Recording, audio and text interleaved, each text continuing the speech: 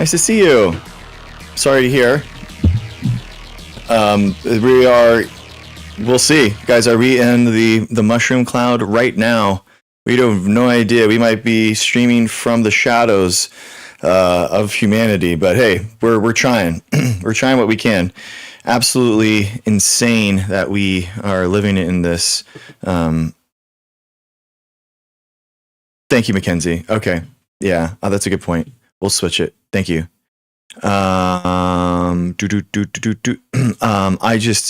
absolutely insane to me what we accept as normal in today's society with a madman as president. I can't even, it's unfathomable. Just like how much discordance, that he brings constantly. And like, if you're like, oh, people dismiss it as like Trump derangement syndrome and stuff like that. But like, okay, don't believe me. Don't believe me. Look at the capital expenditure that's happening and how companies aren't investing in the United States right now. How countries are pulling out of investments, how countries and companies are all pulling out investments right now in the United States because of this wild man. And we know that he is dangerous, and we know that he is causing all these problems specifically because of him. Don't we know that? Like that it's specifically because of him? I think that he is the architect of so much of this insanity. And he was put there in order to do just that, right? To raise, to push insane beliefs, to bring down this perceived deep state or whatever. But now look where we are. Look who he has attacked.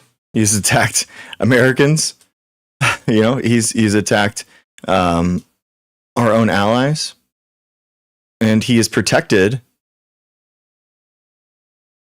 the worst of society. The people that are attacking children, the people that are gluttonous and taking as much as they can, they pillage as much resources as they can. Manny, how's it going? It's so dangerous, guys. It is so dangerous. And hey, F1, what's up? Hey, Dr. Rowe. But anyway, guys, I'm so sick of it. Obviously, like I've been personally impacted with it, just because, for my job and everything, getting laid off because of Trump, as a scientist was wild. But I think that is like one of the more benign ways that I can be impacted, like my family has been impacted, because of this stuff, but I can't imagine, the families that are trying to just live and create, a new life for themselves here, that are working hard, working multiple jobs, and they're being pushed out because of who? Someone that's never worked a day in their life. The people here that are trying to make their communities better, that are trying to make the world better, they are being pushed out in our society, and we are upholding who? People that have never worked an actual job in their life, who have never actually known any struggle, that have been born into wealth. Those are the people that we're highlighting in society. It's gross. It's absolutely gross. Yeah, Manny, we need to get past it for sure. I'm hoping that, there is some type of normalcy that comes through the election, obviously. But man, this it's not giving much hope. If we have the Senate and the House, then it makes a big difference. I think that just goes to show. Hey, Maurice, how's it going? Man, let's see here.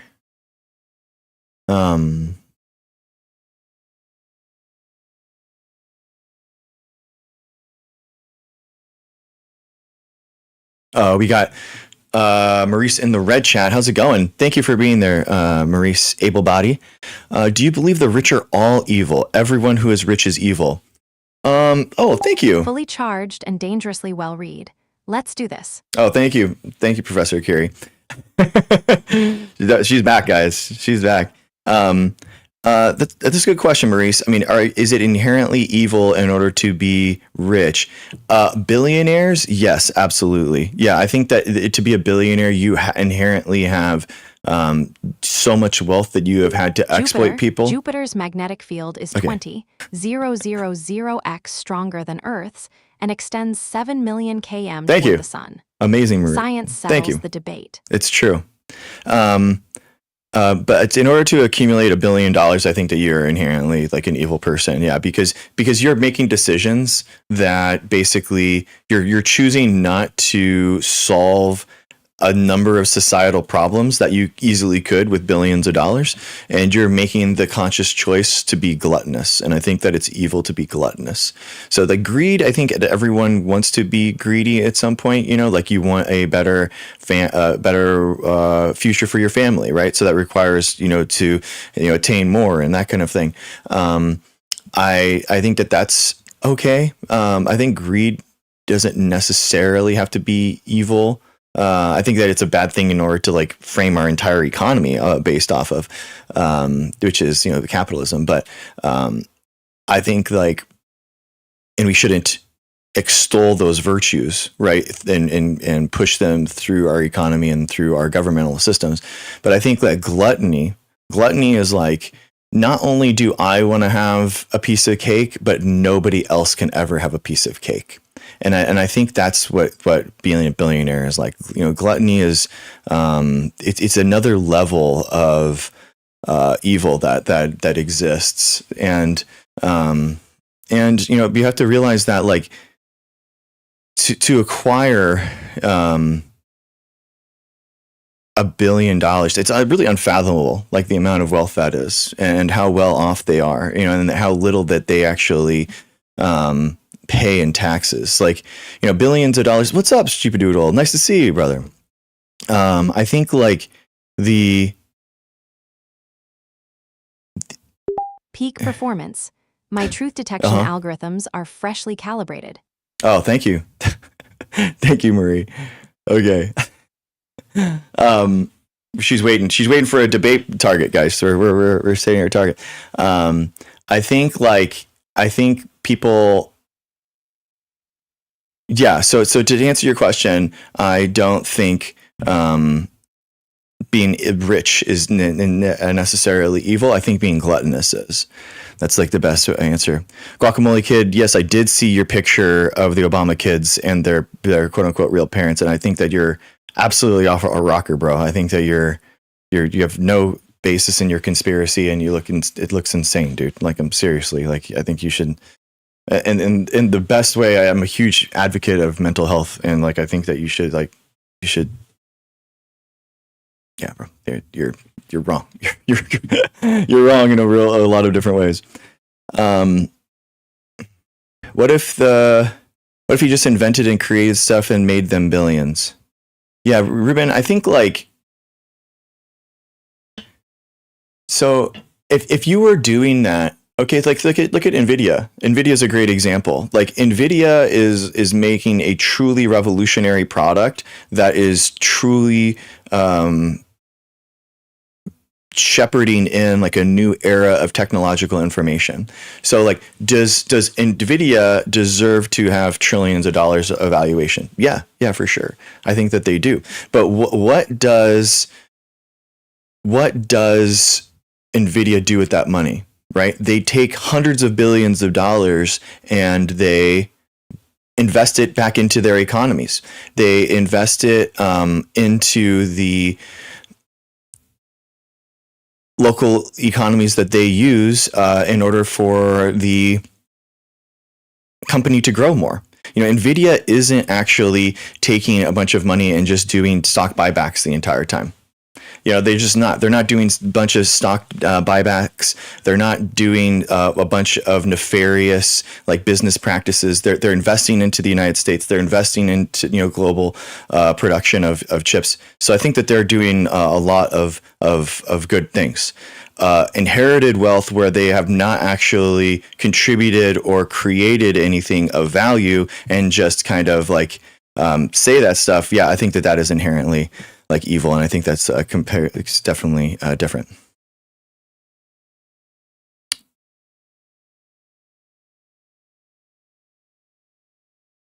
Invoke the 25th. Exactly, dude. I know. I totally agree with you. Ruben, what do you think about the Iran countdown going on? Man, I think it's insane. Ruben. I think, like, again, this guy is a madman that was supposed to be trying to, be our madman. You know what I mean? He's the madman that helps us. And what's happening right now, guys? It's like, no, you don't feel any safer because of that. You feel like there's an actual madman at the helm of the ship, and he's trying to take us all down. So I think that it's an awful thing. Sem Photon, what's up, man? I am reading the TikTok ones. Yeah, I'm in denial. Okay, Guacamole Kid. I mean, this guy has a conspiracy that Obama's kids aren't actually his, and I don't believe him, and he's mad about it. So yeah, they invest it back into AI companies. The open AI quite circular. Yeah, Swole Drop. I think that's a really good point. I mean, I do think that they do invest it into a lot of other companies, and it is kind of like a circular thing. Like 30% of the S&P 500 is 7 companies, and I don't think that that's good. I think that we actually need more competition, not less. So I think that in any other time, I think that would actually be probably that would be what we're focusing on, right? We would be focusing on keeping. Oh damn! We would be focusing on getting the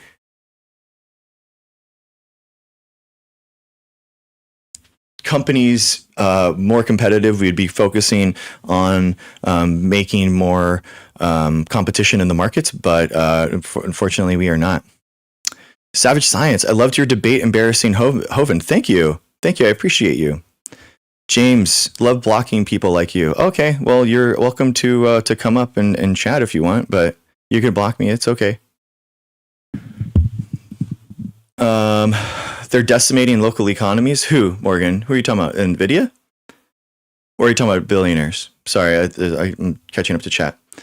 So today is Power Plant and Bridge Day. Whoa, Shibadoodle, I did not know that. Let's go. I'm a big fan. I grew up next to the San Onofre nuclear power plant, so I think it's pretty cool.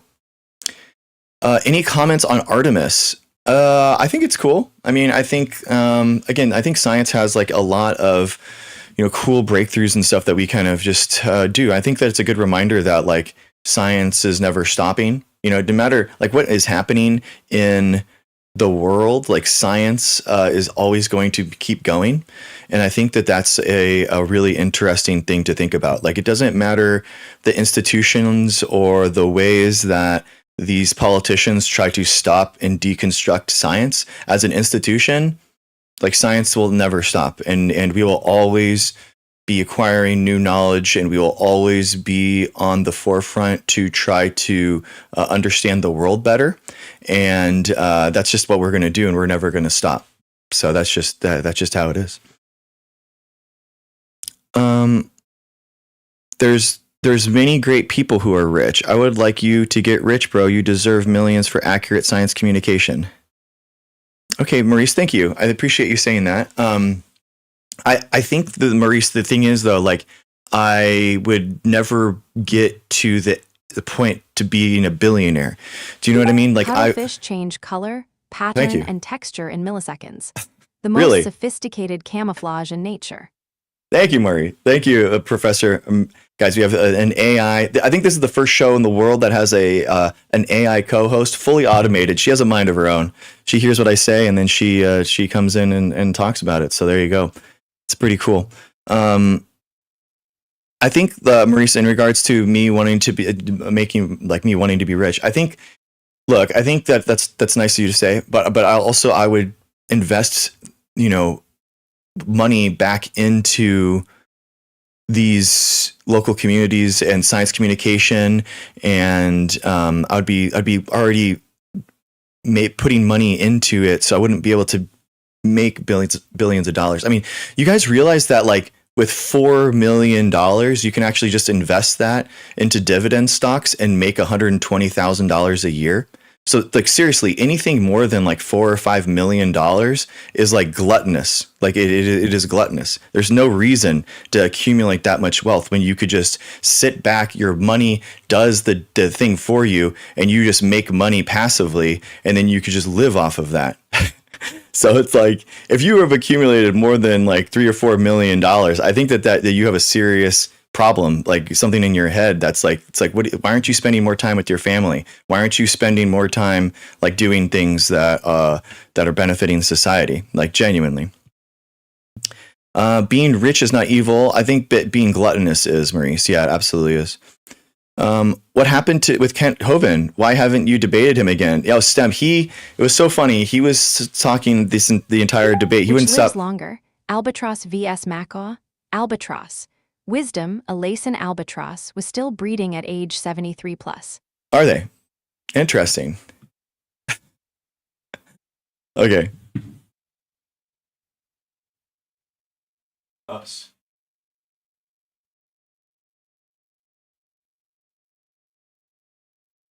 Okay. Okay. So yeah, the Kent Hovind debate. He said multiple times, like, I'll debate you again. I'll debate. What's up, Duck Goose? How's it going? He's like, I'll debate you anytime, anywhere. I'm not afraid of you. And then he just stormed off after the debate. He was obviously very triggered by this whole thing. Hey, Katniss, how's it going? He obviously was living my best digital life. Dr. Oh, really? Greg. Thank you. Ready to debunk some nonsense. I know, me too, Professor Curie. We are waiting for someone to come in for a debate, but we're just chilling and talking to chat while we wait.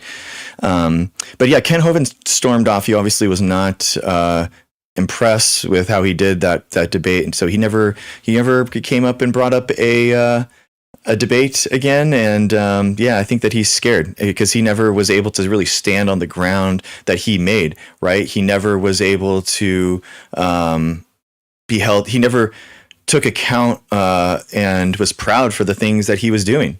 And I think that that's just embarrassing for him.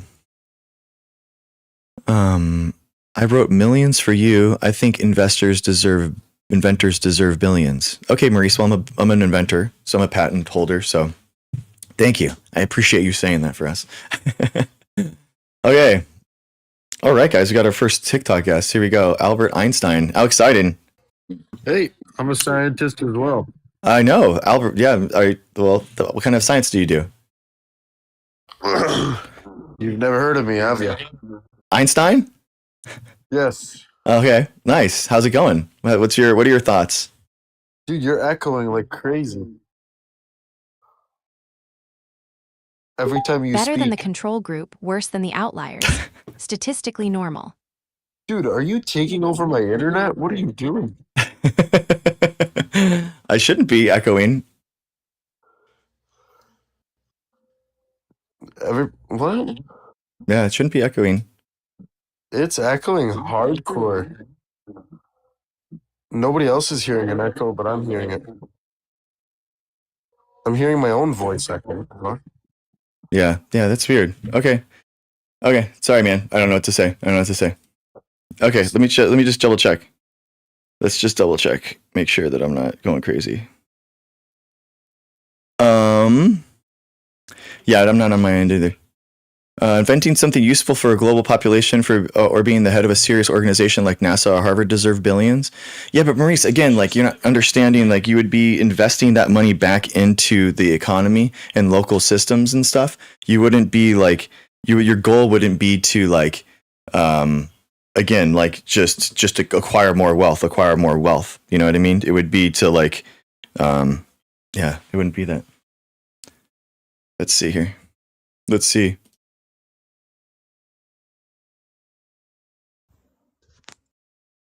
Okay, let's test the echo. Yeah, I'm in California.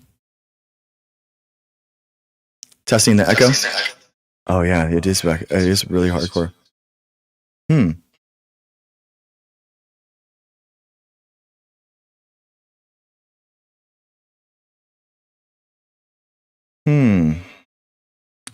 Let's see. Let's troubleshoot this real quick. Yeah. Yeah, Heather, I don't know why it wasn't before. Oh, I think I know why. Let's try this. Okay. That's gonna be echo. This.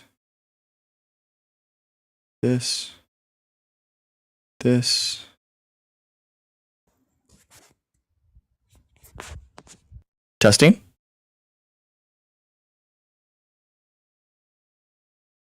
Testing again. Oh, yeah, more echo. More echo, man. I don't know why. My bad. I don't know. Yeah, because it's going out in just my microphone. I don't know why my microphone settings would be doing that. Wavelength. Microphone. Stream. Yeah, it's not.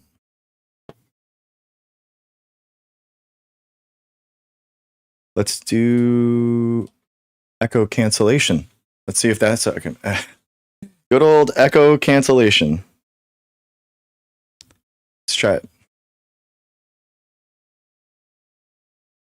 Sorry, guys. Let's try it again. Try it. Nope.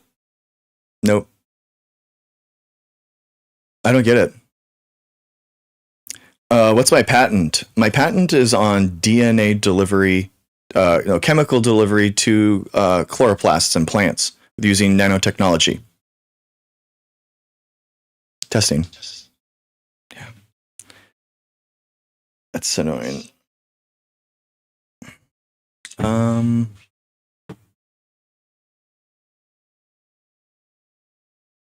it. No.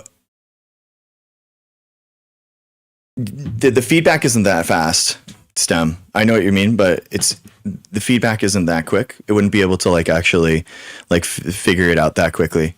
Here, we can try it. We'll try it one more with Terry. I think it is. Okay, let's try it. Let's try it with Terry.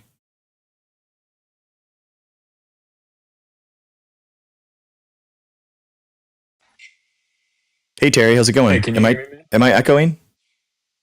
Oh yeah, big time. Dang it. All right, thanks, bro. 1 second. I don't get it. Guys. Sorry.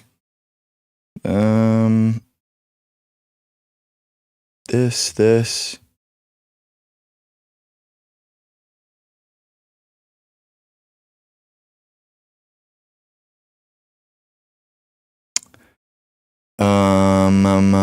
Speaker for co-hosting creators. That.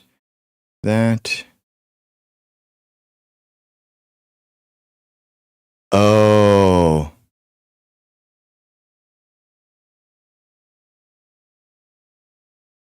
There. I think that's it. There. I think I fixed it. I think it's because my audio routing. Something's. Here we go. Let's try this to fix it. One more time. I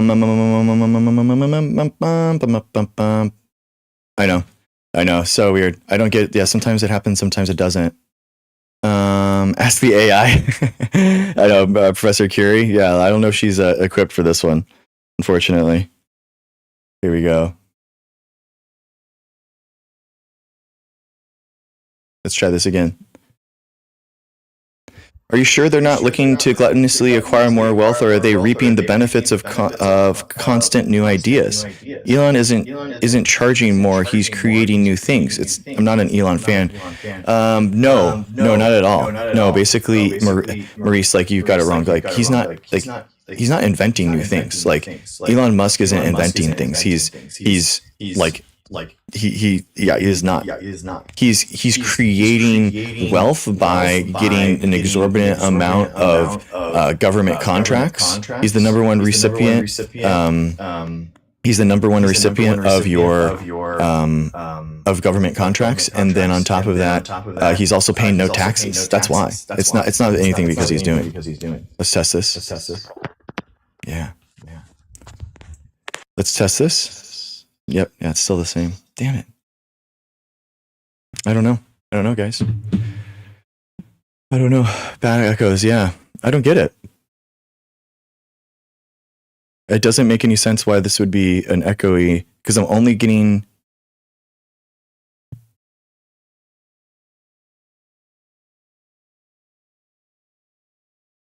Okay, we can try this. Speaker for co-hosting creators. We'll try this.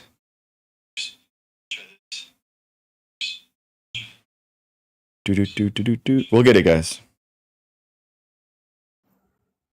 Some things I only can do while I'm here.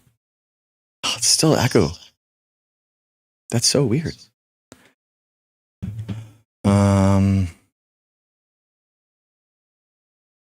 There. Let's try this. Let's try this again. There it is. We did it. Nice. We did it. Yeah. I figured it out. It was another setting. It was basically, it's at the bottom here. It's saying like they can allow like my background music to play and stuff. No, it's because there's a setting at the bottom here that's advanced settings. It allows background music to play, but I don't have background music. I just have like, yeah. So that's it. We did it. We figured it out. Good job, everyone. Thank you for sticking through it. There you go. All right. Now we're live. I'm talking about SpaceX to EVs to Neuralinks. Yeah. So like, again, so he didn't invent electric vehicles. Okay. So this is really important to realize. Like, Elon Musk did not invent electric vehicles. He did not invent space travel. He is using technology that was invented at universities. And now what he's doing is that he's preventing future technologies to be invented from universities by not paying any taxes back into the system. So by paying no federal income tax, he's actually preventing future generations of new inventors, of new research from being done. So it's really important for you guys to realize that like Elon Musk is not the purveyor and creator of new knowledge. It's the universities, it's research scientists. Those are the people that are doing it. It's not Elon Musk specifically. Cool. Terry, how's it going? Does it sound better? Yeah, much better. How you doing, Nice. Good, man. What's up? Good. I just wanted to say, man, about Trump. Mm-hmm. I agree with you, man, and he's a stupid nigger. I'm He's a ready to kite go. lover who puts Science Israel doesn't before sleep, America. and neither do I. Literally. Okay. Nice, dude. Nice. All right. I'm talking about SpaceX. All right. Whoa, boy. Yeah. It's so cringe, man.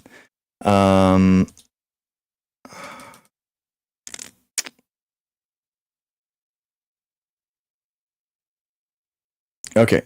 All right. I'll be right back, guys.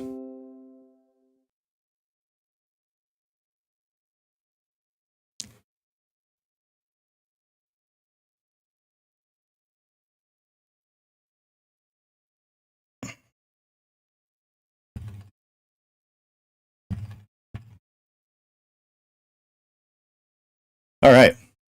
Anyway. Oh, dude. It's so funny, like, seeing Trump supporters crash out on Trump. Like, bro, I'm sorry, but, like, they used to got so mad. He got so mad. He's so mad that Trump is doing that kind of stuff. And so now he has to take it out on me. Like, why are you taking it out on me, bro? Like, I didn't do anything. Like, geez. Yeah, I don't get that. I don't get that, man.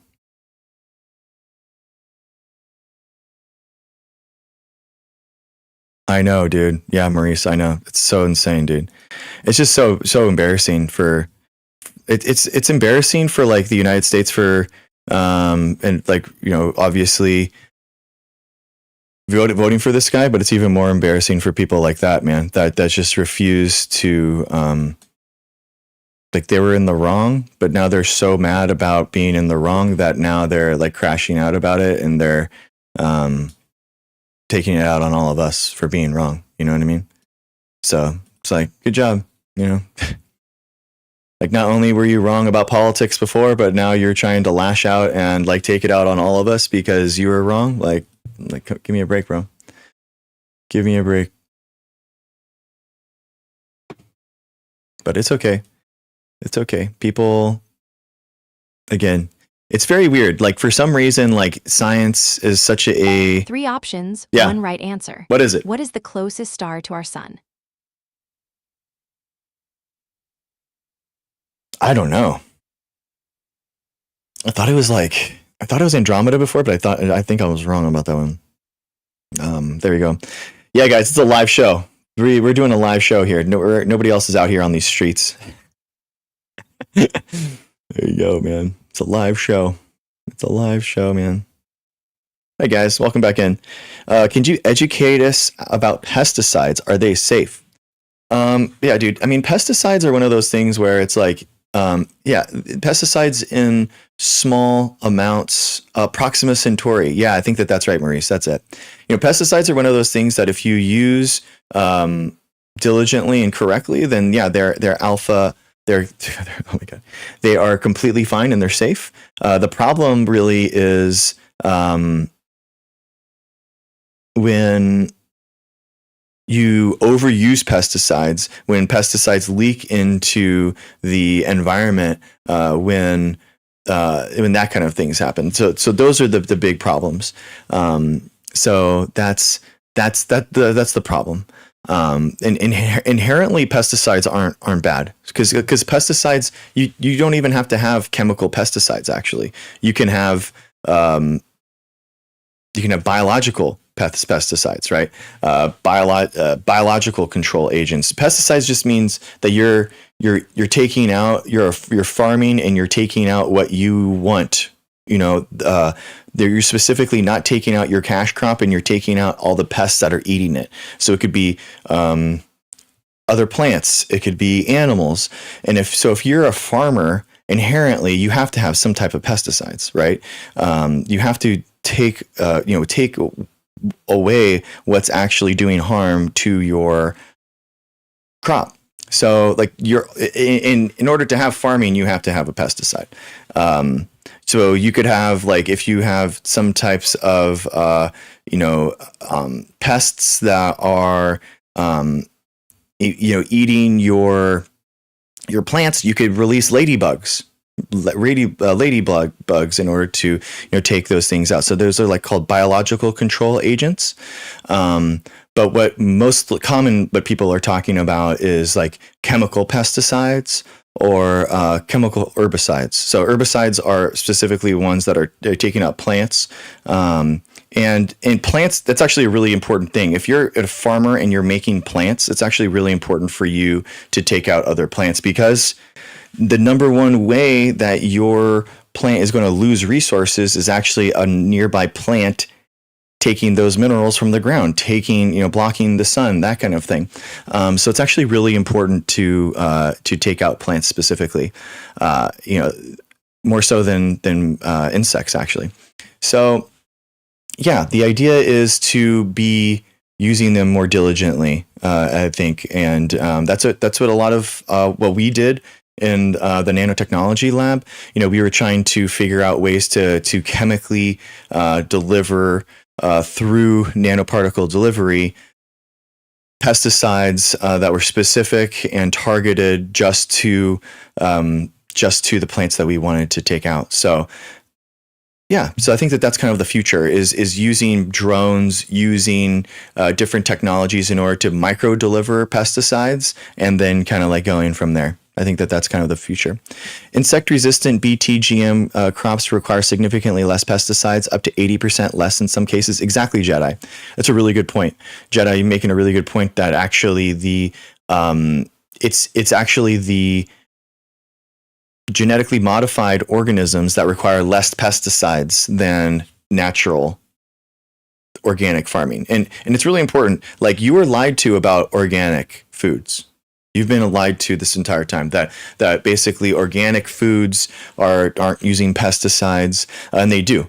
Not only do organic foods use more pesticides, they use significantly more than genetically modified organisms, because basically, instead of having to have just a little bit of pesticides made inside of the leaf, organic, non-genetically modified organisms have to have those pesticides sprayed onto them. And when you have something sprayed onto them as opposed to made specifically targeted inside of the organism, it's less efficient, right? It's less efficient in order to deliver that stuff. So that's why it's really important to.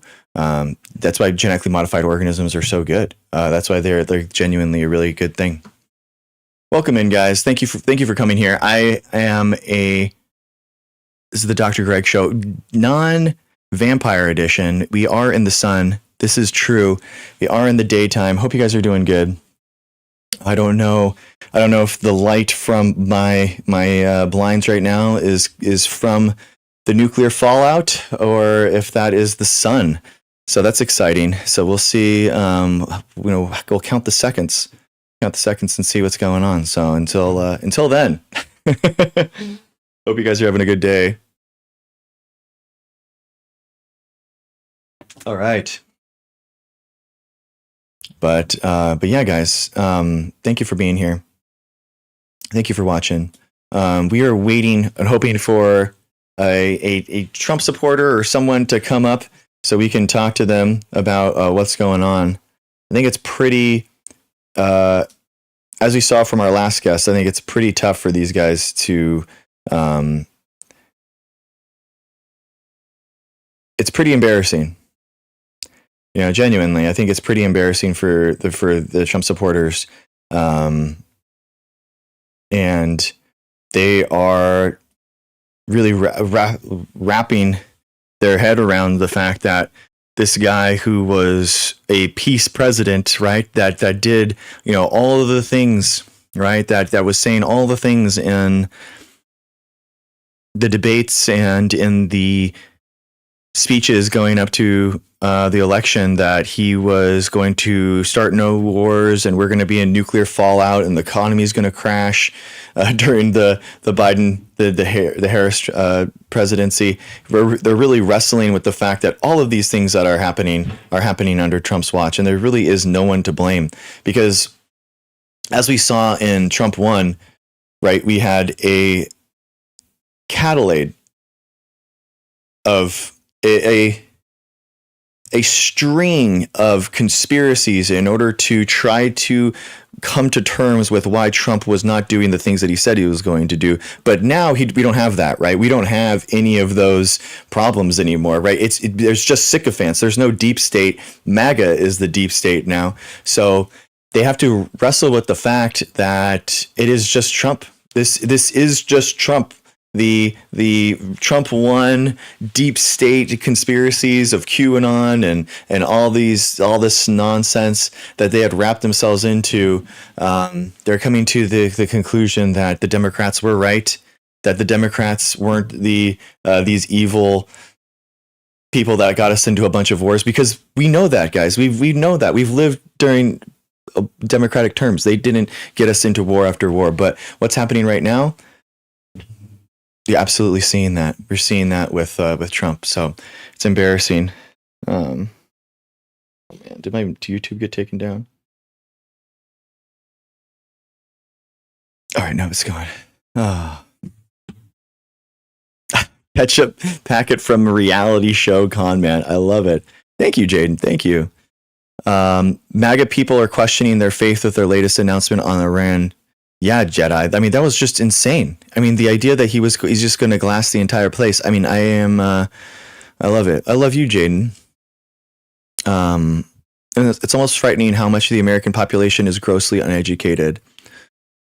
Yeah, the family prodigy. I understand what you're trying to say. I do actually think. So I think that people are educated, but they're just they're educated on the wrong information. So that's what's happening. So I do, like, I talk to conspiracy theorists all the time. We debate them. And I think that what's happened is that people are basically educating themselves on thousands of different pieces of information, but they're doing those pieces of information by like algorithmic titles as opposed to peer-reviewed literature. And I think that's the big thing. Like, people are educating themselves, but they're educating themselves on the wrong thing. So when you talk to a conspiracy theorist, they have lots. They're very educated on their conspiracy, right? They have it all planned out. They have everything situated in their brain. But unfortunately, they haven't gone deeper than titles a lot of times. So they don't understand, their nuance isn't there. Their depth of understanding isn't there. So that's why I really recommend, when you are trying to learn about something, when you are trying to go deeper and form those knowledge networks in your brain, those neural pathways, you really need to do, the full literature scan and research yourself. I mean, you really want to be reading like full articles. You want to be reading papers, more than just the title. You want to like figure out how people are testing things, how they're retesting things, the background in order to get there. And let that knowledge network in your brain go deeper than surface level. Once you do that, then I think it's good. But I do think in general, I will say, I mean, this is a hot take. I do think that a lot of people are not so much uneducated. They're just they're educated about the wrong thing. So I do think that people are educated nowadays. It's just we're having a problem with where they're getting their education from. They're getting their education from algorithms. They're getting their education from these social media algorithms as opposed to academic sources. And that's purely like driven by politics, right? This is specifically a Republican problem. It just is.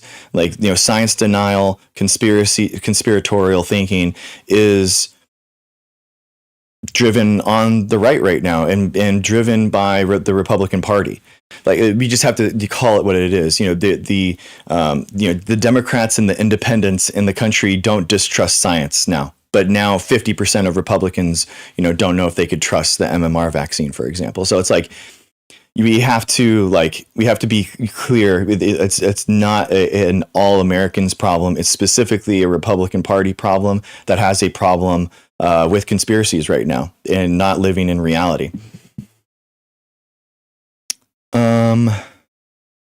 Exactly. The family progeny. Exactly. They're educated on false information. Exactly.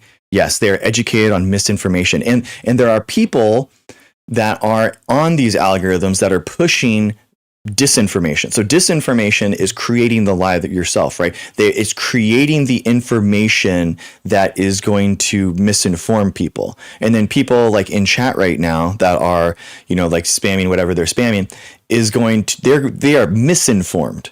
So misinformed, they're going to be misinforming other people. So there are people that have been pushing disinformation, Russian bots, the president of the United States, RFK, all these like different people, and entities are creating the disinformation web, and then it's getting through into these people, and now these other people are misinforming other people.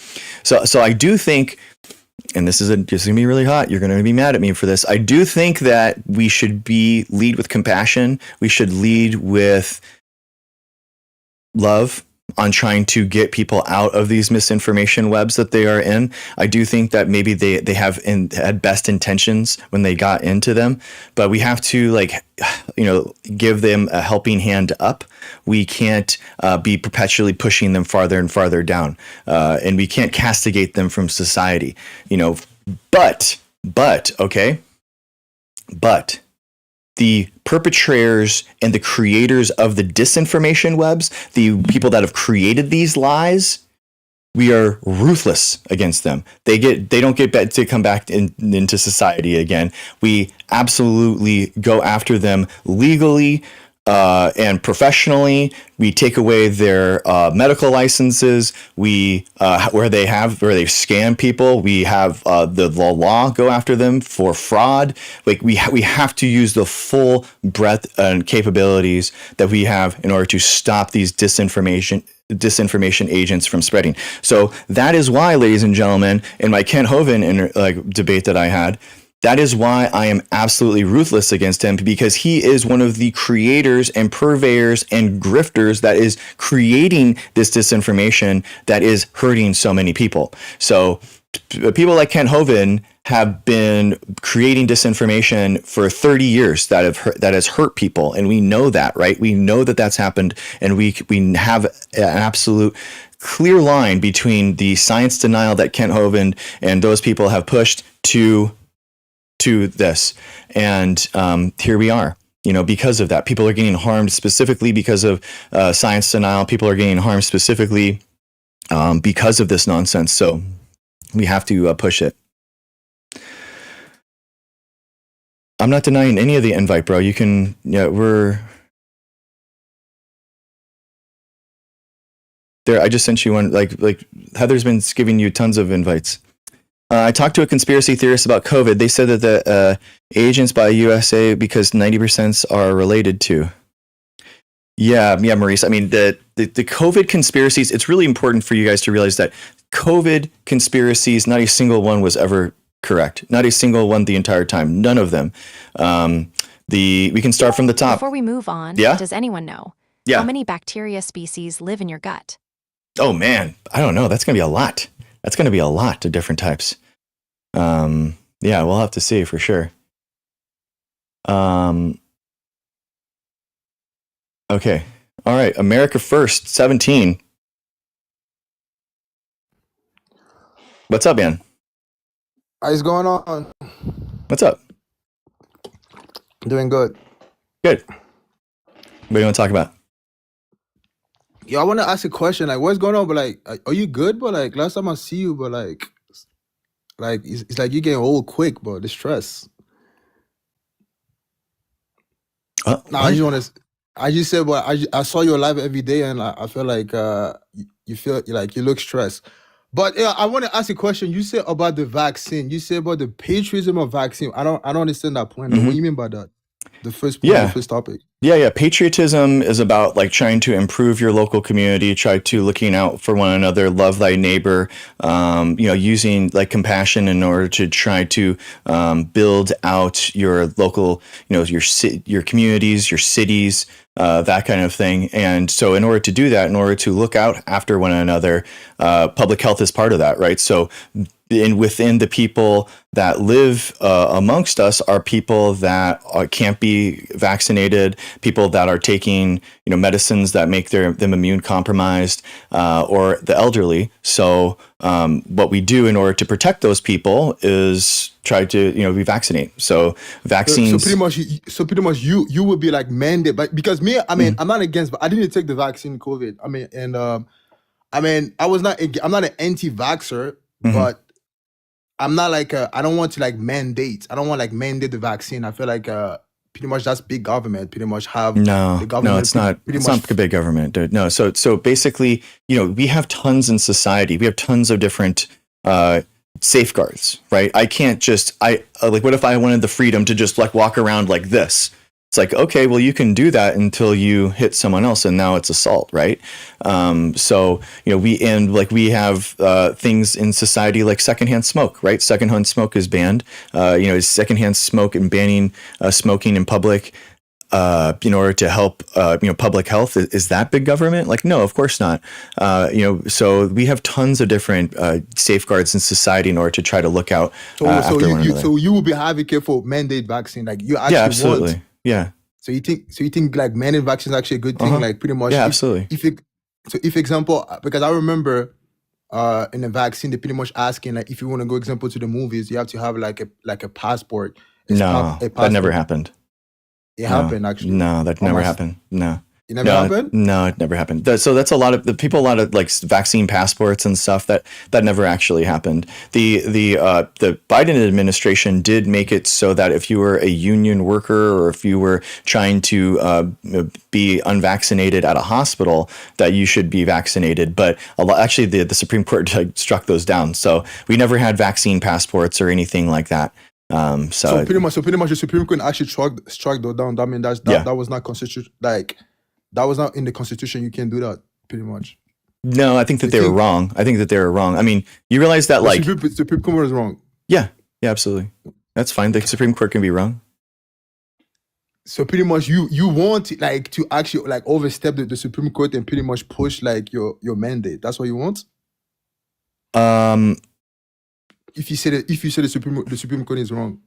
The Supreme Court, yeah, I do think that the Supreme Court is wrong. But that's just, I mean, just because that's okay that they can't. I mean, you realize that that the United States started with a vaccine mandate from George Washington. He actually, one of the reasons that we won the Revolutionary War is because he instituted a vaccine requirement amongst the soldiers for smallpox.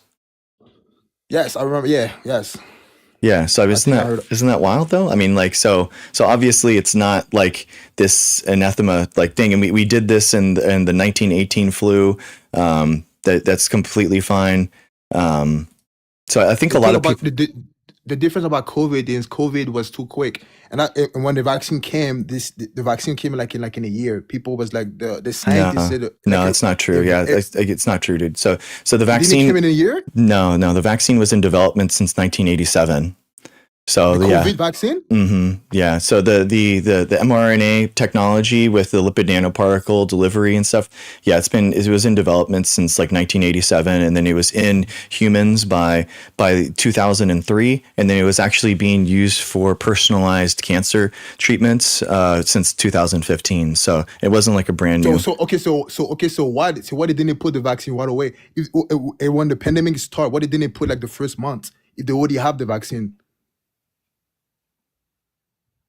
I don't understand what you. Could you say it again? I'm sorry. You said the vaccine was already there since 1980. 19 what? It was in development. It was in development. Yeah.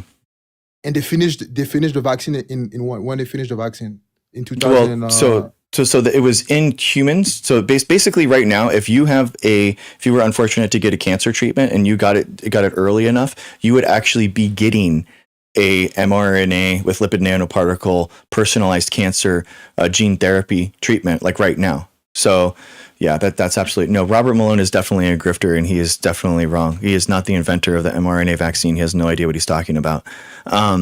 So basically, the technology wasn't brand new. That's my main point. It's not brand new. Okay, so so the vaccine was already there since 2015, around there. Mm-hmm. And after that, when COVID, but the thing I don't understand is why they didn't drop the vaccine in 2020 in June. Why they didn't drop the vaccine after, literally right away when they said the vaccine, the COVID came in, because SARS-CoV-2 didn't exist yet. They had to create the sequence, and they had to make sure that it targeted that specific virus, because that virus didn't exist before December 2019. So that's what they developed between. That's my point. Yeah, that's my point. So how long they develop that a year? Vaccine, but a year from that sequence to then. And that's why I feel that was too quick. So what do you know about molecular biology? Tell me the base pairs of DNA. I feel Tell me the base pairs of DNA. No, I don't know about that, but the thing. Okay, so then you don't know what you're talking about. So then no. So you don't get to tell me. You don't get to tell me what's quicker and too fast when you don't even understand the most basic mechanics of molecular biology, and now you're going to tell me what is too fast and what isn't. You don't know what you're talking about. Can I finish? I just say literally they say it takes 5 years to have a good vaccine. But how would you say that? How would you know that? That's completely false. Again, that's what scientists said, but that's no, they're not. No, they don't. They don't. I'm sorry, that's just wrong. So we develop a new flu vaccine every year. So we've been doing that for my entire life. So again, you're just saying things that you're repeating things that you've heard, and I'm telling you that the people that told you those things are lying to you, and I'm telling you the truth. So that's just the reality of it, man. Like, we develop new targets through new vaccines every year. This happens constantly. We do that with the flu vaccine. We did it with SARS-CoV-2 and the COVID-19 vaccine. Like, it's not, you're repeating things that you've heard, but those people were lying to you. So what about the mask? You know, I mean, I remember Mm-hmm. they said the mask gonna help you with COVID. That was literally false. You know what I mean? No, The it's mask not. only helped No, of nothing. course it did. Yes, it did. Yeah, it did. It did reduce the said that- transmission. Yes. The social distance. You believe all the social Yeah, distance of course. and everything? How do you get sick? How do you get sick with the virus? I mean, you get sick by touching. I don't know. You can touch something like something. But what are and you get the touching? battery from- I don't know. You can touch that's everything. You can touch a table with the bacteria and get sick. Exactly. So you have the virus from the thing that you're touching, and then that gets into your system. Okay. So Yep. so if you got more virus or less virus, what do you think you're going to be more or less sick with? If you get more virus, do you think that you're going to be more sick? No, if you get less virus, yep. Okay. If you All get right. Okay. So get Do I less have virus, you're gonna get less feelings? sick. I have something. I'm not sure what to call it. If you but get it less cares about virus, you're gonna science. get less sick. Yeah, I believe exactly. that, Okay. So yeah. yes. Now, do you think that a mask that stops the transmission of some of those droplets, that's going to deliver less virus with a mask on? Do you think that you're going to get more or less sick with a mask on? I think they have no difference. I feel like Okay, so no, I you don't- just agreed with me before that if you got Yeah, I less agree- I if you agree got with that, less but- virus, you'd be less sick. Yes. And then now Yeah, all of I a sudden agree now we with- put a mask in there and you're like, no, it doesn't do anything. Yeah, do you think that 100%, virus I do you agree. think that viruses stop some of the transmission of your droplets? not 100%. Not 100%, but it decreases it somewhat. Yeah? Yeah, it decreased, but not 100%. Yes, That's my exactly. point. Exactly. It That's decreases my some point, of it. but Yes. it decreased it, but Yes, that's That's the the whole thing point. That is what we're talking about. It's never going to be 100%, right? You're not living in a bunny suit, I dude. mean that's what they sell. That's what. No, that's what they the government didn't. sell. No, they didn't. This- No, they the didn't. government Again, said- no, the- no. Anti-vaxxers and conspiracy theorists lied to you and said that is what the science was saying, and the science was clear the entire time. It reduces the transmission. It doesn't stop it 100%. Science was never saying that it was 100%. And Why you just people saying- lied to you. So you tell me the government when they came, they literally said. I remember they say, well, if you take the vaccine, you will never get the COVID. You never Okay, so get we're COVID. we're changing from the mask right now to the vaccine, so which is I mean, fine. I think it's but I'm all just- they're all Nope. together. They're all together. But no, vaccine and mask. but we were talking about. I'm just we can talk about the vaccine if that's what you want. But I'm just saying that now we're going from the mask to the vaccine. Okay, we can stay to the mask. We can stay to the mask. Okay, I mean, but That's not my the point is, but the larger point, and we can bring both of these together, is that neither of them are going to be 100%, right? So it's not 100. That's good. That's good. That's what Yes. I heard. That's good. Yeah. So Right, that's- so that's the point, is that you do several measures that aren't 100% in order to try to protect people, and you try to help people that are, being, exposed to this thing that could actually, and this virus could actually end their life. And that's how we bring together that knowledge and protect one another. And that's why patriotism Good. requires vaccines, because in order to Okay. look out after one another, you have to do those things. Okay, you're a doctor. I don't know 100%. Do you know like vaccine, or like if you take a vaccine like 100%, you will never get the virus? Like I don't know. I don't know which vaccine I can tell you. Like do you have like vaccine or like 100% like bulletproof of like bacteria? Okay, so basically, like, they're called sterilizing vaccines, and sterilizing vaccines, they're actually, it has nothing to do with the vaccine efficacy. It has to do with the virus. So it's the virus incubation time. So basically, measles and stuff like that is going to take 10 days for your system in order to, it's going to sit dormant in your system, kind of building, ramping up, versus something like the flu is going to have an incubation time of a couple days. So that's why the flu vaccine stops you from getting the worst cases of the flu, so that you aren't ever stopped from getting the flu, but the symptoms, and instead of like going to the hospital, you're just taken out for a week on your couch. So that's like the SARS-CoV-2, that's the good, that's COVID-19 vaccine. So the That's flu what it vaccine- did. So people that were unvaccinated during the pandemic were 10 times more likely to die versus the vaccinated population. 10 times. So that's, I mean, it's such a big difference. So to say that it didn't do anything is completely wrong. You have to you have to depend the age. Like if someone is young and get the COVID, he's not gonna die 10 times than someone else. Yes, people were losing their life at that stage. But that's the point. During a pandemic, even if you aren't you aren't one of those people that are losing their life directly, you are contributing to that by spreading it through community spread, and you are deciding for everyone that you encounter that you are someone that could lose their life because of it. You are someone, you're deciding for everyone else, and that's why being unvaccinated is selfish, because you are deciding for everyone else that you encounter that you are making the decision for them that you are going to be sick. That's why it's not okay. So your point is like pretty much because I didn't take the vaccine, you want like me to example to take all the vaccine? Yes, all vaccines. Yes, every vaccine. Yes. Bro. Yes. Yes, every vaccine. Yes, you should have every vaccine. Yes. Every vaccine? Yes. Otherwise you're selfish. You're a selfish person. Interesting take. I mean, it's not interesting at all. Do you realize that this is this isn't interesting. This is like before the pandemic. This wasn't even controversial, man. That's the thing, is that like people, because of algorithms and because of this stuff, we've pushed ourselves into these silos of social media that that you can be and live selfishly. But in reality, man, yeah, absolutely, you have to look out for one another. And like Alabama and Mississippi were the highest vaccinated states. They didn't have any religious exemptions whatsoever. They had over a 99% vaccination rate. Alabama and Mississippi. Okay, so if you think that I am some radical leftist that is like so out far into the political lexicon, but like where were you battling Alabama and Mississippi in 2018, talking about your personal freedoms and the personal freedoms of people that lived in Alabama and Mississippi? You didn't exist. You people didn't care about that because you weren't taught to care about that. That's the difference. So you say Alabama literally have a mandate to have vaccines? Yes. They didn't have any personal exemptions at all. No religious exemptions whatsoever.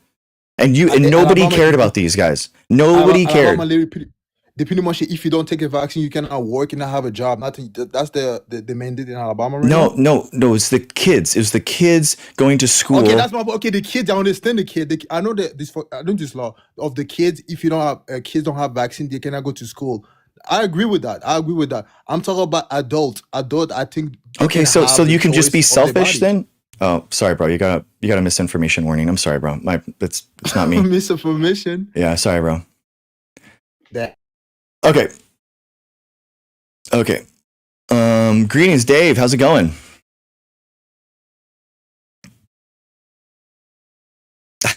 Thank you, family. Thank you for being here. Yeah, guys, Alabama does account. Like, that's the point, is that you guys think that, that I'm some hardened, so far left, nonsense. But in reality, man, like, I'm just pushing for the same politics that Alabama and Mississippi, push for. And none of these people were fighting for religious and personal exemption from vaccines in Alabama in 2017 and 2018. So you think about that. Like nobody cared about that then. Why? Really think about that. It's because the algorithms weren't pushing this information in order to sway people, right? That's what's changed. It's social media. It's algorithmic decision making. And I do think, guys, I will be real. Algorithms and these social media companies are removing our free will. I will say that emphatically. They are literally removing our free will in order to think independently, because people are being pushed into conspiracies after conspiracies, one after another. And it's not fair to people. It's not fair. It's not fair to them. In order to take back reality, we have to take back and we have to take control of these social media algorithms. I think, like I said in a video recently, but I think that we should have a public option for social media. We should have a public option that is not algorithmic, no algorithms, just a timeline, chronological old school Facebook. Okay, you just keep scrolling and that's it. It's not fed to you. And I realize, guys, I am on TikTok right now. I'm on YouTube, which are pushing these algorithms to me, and that's why I'm here. I am here because of these things. I am here because of you. You know, that just got pushed into my stream. I realize that these algorithms would actually taking away the algorithms would actually hurt me as a social media content creator. But the reality is that I'm only here because of these algorithms. I am only here. I didn't use social media before I started this whole like media campaign. And social media, like I wasn't on. I had to create a TikTok account for the first time. I had to create an Instagram account for the first time, a Facebook account. You know, like I didn't use these things before I started doing content on them because there just weren't any scientists that were actually coming into these forays and debating these people and pushing these ideas on. You know, there just weren't any. So it's I have to we have to battle. We have to battle, and I really do feel like we are in a fight or flight moment for science, and I'm choosing to fight. That's the difference. Is I am choosing to fight for science, for public health, for our future, and that's what I'm going to do here. And that's why I am here on these apps, and that's why I will continue being on them, because like science is something worth defending, and we have to fight back. Absolutely. Your statement is wrong. Well, then I'd love to have a conversation about it. You can't argue science. I know, right? I do. Do Christians believe in science? Gigi, I mean, maybe. I think that if people can kind of like, quarantine them off in their brain. I'm an atheist personally, but whatever.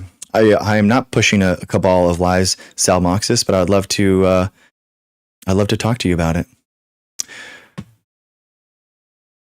Poor man can't speak. Poor man had to open a TikTok account. No man should have to do that.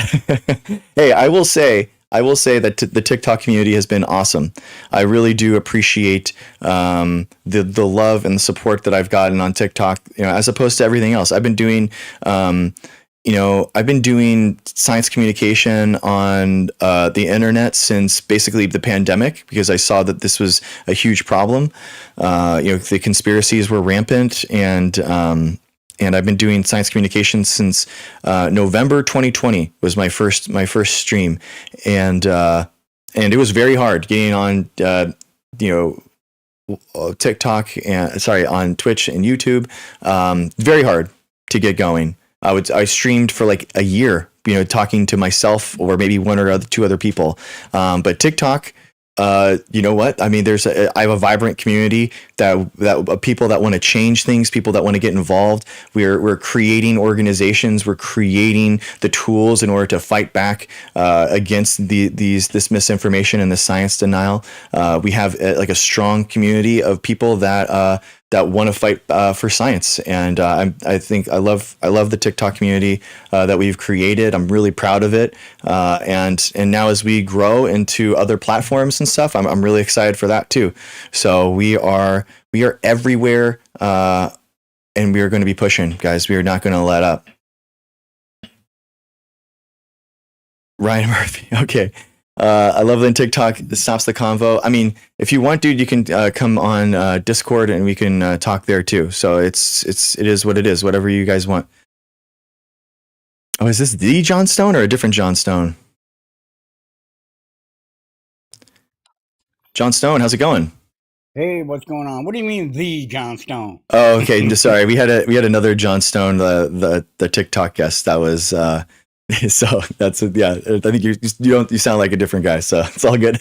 Yeah, I am a different guy. I think I know who you're talking about too. It's actually John Stone separated, right? Two words. Mm-hmm. Yeah. And well, I tell you what, that idiot's got me in trouble because people see his name and the ridiculous stuff he talks about and the harmful stuff he talks about, and they started unfollowing me. Oh no! There you go. Yeah, there's a civil war in the John Stones. Yeah, I had to get on a live with a friend of mine, Matt, and a few other people that were in there, and I had to go in there and plead all the people because that guy kept coming up in his live. that guy was in his live, and people hated him because he's a moron. But hey, just two things real quick. You know, this is going to sound very mean, but C19 didn't unalive people fast enough. Okay. What? Definitely not okay. I mean, we have to. Even if people were conspiratorial and they were losing lives for it, I feel bad for them. Like I say this, and I've said this again, guys. Like, Republican lives matter. They do. Like, the fact that they're being misinformed and they are losing their lives over it, like, is not okay, right? I do think that we should fight for their lives, and even if they don't care about ours, okay. I do think that it's that I know this is going to make a lot of people mad, but I do think that it's important. No, you misunderstand me because I didn't finish. Okay, go ahead. Well, I have to. I mean, if you say something egregious like that, I have to cut you off because the TikTok stuff. It was egregious, but I'll explain it if okay, I can. Go ahead. Because if it was unaliving people like instantly, or within a day or two, the lines for the vaccine would have been 10 miles long. Yeah, I see what you mean. It would have looked like a Black Friday sale of people fighting to get to the vaccine. You're right. Yeah. Okay, I understand. Yeah. Sorry, I just had to thank you for getting the. So this is the thing. This is like Ebola is a good example of that, where Ebola like doesn't spread very quickly because people lose their life so quickly. So that is, you're exactly right. And the fact that the scientific terms for it is called asymptomatic spread or pre-symptomatic spread. So basically SARS-CoV-2 is the virus, like HIV, and then the disease it causes is COVID-19 or AIDS, right? Like the HIV, AIDS, and SARS-CoV-2 and COVID-19 are analogous in that way. So the thing is that people can become SARS-CoV-2 positive but not have COVID-19 symptoms, just like how someone can be HIV positive and not have AIDS, right? So what you're talking about is that a lot of people are SARS-CoV-2 positive, but they don't develop COVID-19 symptoms. So they actually like spread the virus and therefore spread the disease. So I understand what you mean. Correct. And you know how heavy of a viral load they took on, right. Like if, let me take back a little bit of it. If C19 didn't put people on respirators fast enough, is that a better way to say it? You know what I mean? Yeah. Oh, yeah. Everybody who was contracting immediately had to go on a respirator. And that was the last you ever seen of them. They would have been, it would have been Black Friday to get the vax and 10-mile long lines. And one more thing. Yeah. So, I forget the friggin' name of it. What's the name of the dewormer? Ivermectin? Yeah. So a lot of the discussions that we had on these lives because that's when I started too, during the beginning of the pandemic. And, all of these people say, I don't trust the vaccine because you don't know what's in it. And then the CDC lists everything that's in it. Well, yeah. That blah, blah, blah, blah, blah, blah. You don't know if that's really what's in it. Yeah. And it may have nanobots in it and all this other. I used to shut them up instantly because they would be on here promoting ivermectin. Yeah. And they would go through their little spiel and scream and yell, and I'd say, so you're afraid of the vax because you don't know what's in it, but you'll take ivermectin, right? And they're like, you goddamn right, I will. And then I'd say, what's in there? What's in ivermectin? Yeah. Right. And they couldn't answer me. Not a single one in the hundreds of times that I asked that question could tell me what was in it. Yeah. Yeah, exactly.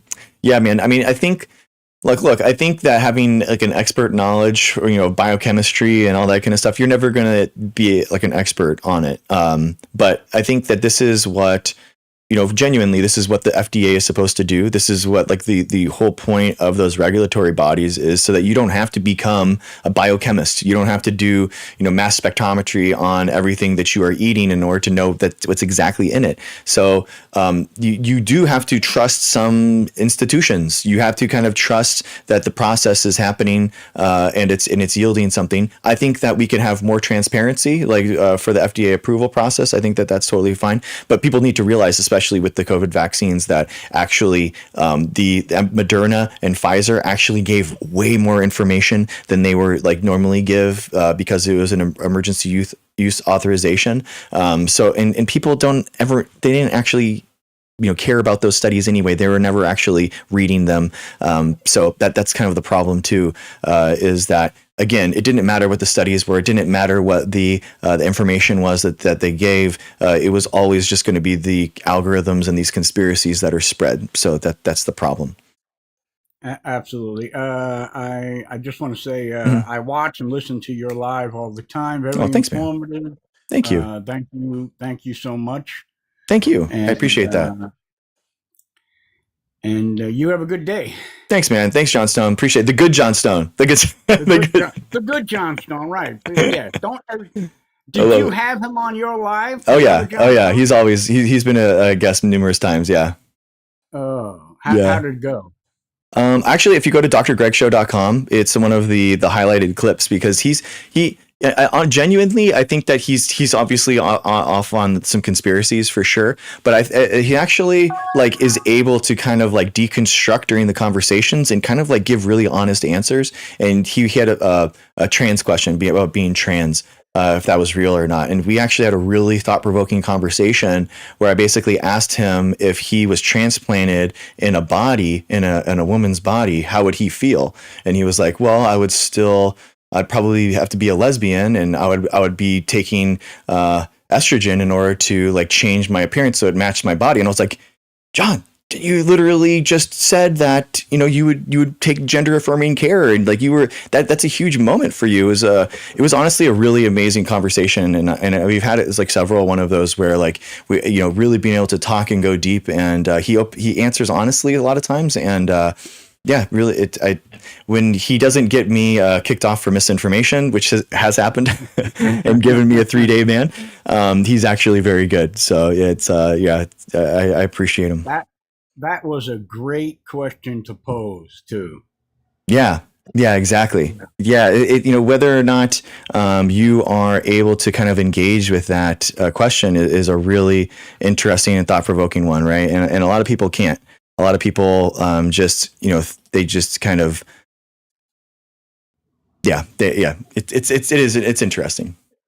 So this is a little different, but this is also a question I ask. When they talk about they're teaching our kids this in school and they're reading the books about the penguins, and I always ask them. I say, okay, you're a straight cis white man, right? Of course I am. I love women, and then. I say, so at what age, like when you were in elementary school, at what age could your teacher have read your book about two penguins bringing up an egg would have made you gay? And they're like, that would never happen. I said, well, see, there you go. Yeah, exactly. Yeah. All right. I won't take up any more. Oh, thank you, man. Thank you, John Stone. I appreciate you, man. Have a good one. Peace. Bye, guys. All right, guys. Thank you, guys. This is awesome. Thank you for being here. This is I usually have a nighttime show, guys. I usually have a nighttime show at 9:00 every night. So it's this is really cool to be at daytime. I am not a vampire. We are real. So thank you for being here. I appreciate you. And yeah, let's keep it going. Dad bod. Dad Bob, what's up, man? How's it going? What's going on? How are you? I got in just on the end of that, or the tail end of that discussion, specifically when we were referencing ivermectin. Okay. I of course wanted to have something to say about that, but okay. First and foremost, I've already passed your litmus test of questions as far as I don't believe the Earth is flat. Okay. I don't think water is living. All those things. Okay. But to add to some. To that, topic of conversation, or add a little bit of context there. A lot of people thought that, ivermectin specifically was potentially another route, because we did have, in some instances, there were early observational and small RCT, random controlled studies that reported faster symptom relief or lower symptom rates among household contacts or mildly ill patients that were taking it. Mm-hmm. And so I think that made its way into mainstream media, and then being also promulgated by individuals like Joe Rogan, for example, where he has a huge social media, following, and then him having individuals on like what was the Dr. Robert Malone, and then also Peter McCullough. I think that also kind of pushed that narrative. And then also, and that's why it's dangerous, though. I mean, that's why it's dangerous, because Robert Malone and McCullough, like, both are discredited in the scientific community that push dangerous misinformation, that don't have any studies to back up what they're saying, and it is. And the problem is, Joe Rogan, he spent, thousands and thousands of dollars on that I know you're a huge fan of monoclonal antibodies. So, Ness, how's it going? He actually spent thousands of dollars on the monoclonal antibody treatment, and then he sits there, and when he spent for like months talking about how like this thing isn't as bad as people say it is, how it's like, this is all drummed up hysteria, all this nonsense. And then as soon as Joe Rogan actually does become SARS-CoV positive, right, he actually gets the virus, he goes and as soon as he can goes to his physician and gets every single experimental thing. He spent so much time downplaying it, but then as soon as he gets it, of course, that he wants, all the treatments. So he spent thousands of dollars on a monoclonal antibody treatment. And then at the very end, he took all these, Paxlovid, which is the antiviral that people say, and all that kind of stuff. That actually works. Paxlovid is actually the one that works. And but at the end, he says, "Oh, and I took ivermectin." And so what that meant was that people latched onto that ivermectin. Excuse me, latched onto that ivermectin part and didn't take into account everything else. That actually did the work, that actually did, the work in order to keep him, safe from the deadly SARS-CoV-2, COVID-19 symptoms from progressing. Yeah, I think I agree with that. I think Joe Rogan's an interesting character in general, but I think he tried pretty much everything under the sun, and the odds are probably going to be in your favor at that point. But I think that monoclonal antibodies, yeah, definitely, I support that just because I've personally experienced it and was treated with monoclonal antibody treatment. But I also think that a lot of people were kind of prone to trying different things because we were told, initially this was novel, and it was. So I feel like most individuals, at least individuals that are going to utilize a little bit of critical thinking as well as some common sense, if they're sitting there at home and they're saying, well, if this is novel, and at that time when we were first hearing blips of SARS-CoV-2 back in late 2019, I think it was like November of 2019, maybe October actually, but when Operation Warp Speed was initially pushed out through Pfizer, and that was through under the emergency usage authorization, I think a lot of people were kind of skeptical because they were like, well, if this is novel, how do we already have a potential, vaccine for this? So it's novel means that we don't have antibodies in our system in order to fight the virus. So it's a medical term. So it is. We have coronaviruses, that happen, all the time. But SARS-CoV-2 and the furin cleavage site, and we didn't have antibodies for that specifically. So that's why it's called novel. Operation Warp Speed was passed by the U.S. government that then allowed basically Moderna and Pfizer in order to do their testing with the phases that are normally branched out, like one starts and then ends and then starts and then ends. So it kind of like takes a lot longer. Operation Warp Speed basically gave them the money in order to stack them. So the first thing was they layered on top of one another a little bit at the ending because they're in a pandemic. So they were allowed to go through. And again, the mRNA vaccines weren't just developed in that time. They were developed from starting in 1987, which is when, by the way, Robert Malone actually did work on this technology. That he didn't deliver vaccines. He delivered a fluorescent protein. So it's completely different and has nothing to do with the vaccine technology that Carrico helped developed with BioNTech in Germany for 30 years later. It just doesn't make any sense. Like it's like saying that the Toyota Corolla designer in 1983 is the designer of the F1 cars in 2026. It's just they're completely separate, and it's just like it's not anywhere remotely correct. So he did have a place amongst hundreds and hundreds and hundreds of scientists over 30 years, but he wasn't the sole inventor. But when you have someone on Joe Rogan, you're able to create and craft that narrative, and that's what it is. So again, like, and it's important for you everyone to realize that basically mRNA being delivered, coated with these lipid nanoparticles and delivered into cells. Like if you were unfortunate enough to have a cancer diagnosis, you're going to have this technology. That's how your cancer gene therapies are going to be delivered to you right now. It's the best molecular biology delivery vesicle that we have right now. So it's not just this experimental thing that was just developed because of the pandemic. It's been in the works, and they basically decided to like use the best possible technology during a pandemic for the best possible outcome. And it was the best vaccine that we had developed. It was 95% efficacy when most flu vaccines are only like 50 to 60%. So it was a monumental success. It's something that I give Trump credit for. Actually, I think that Trump did a good job in signing that and pushing that, and that's okay. I'm okay saying that. But it's important to just put all the blocks together.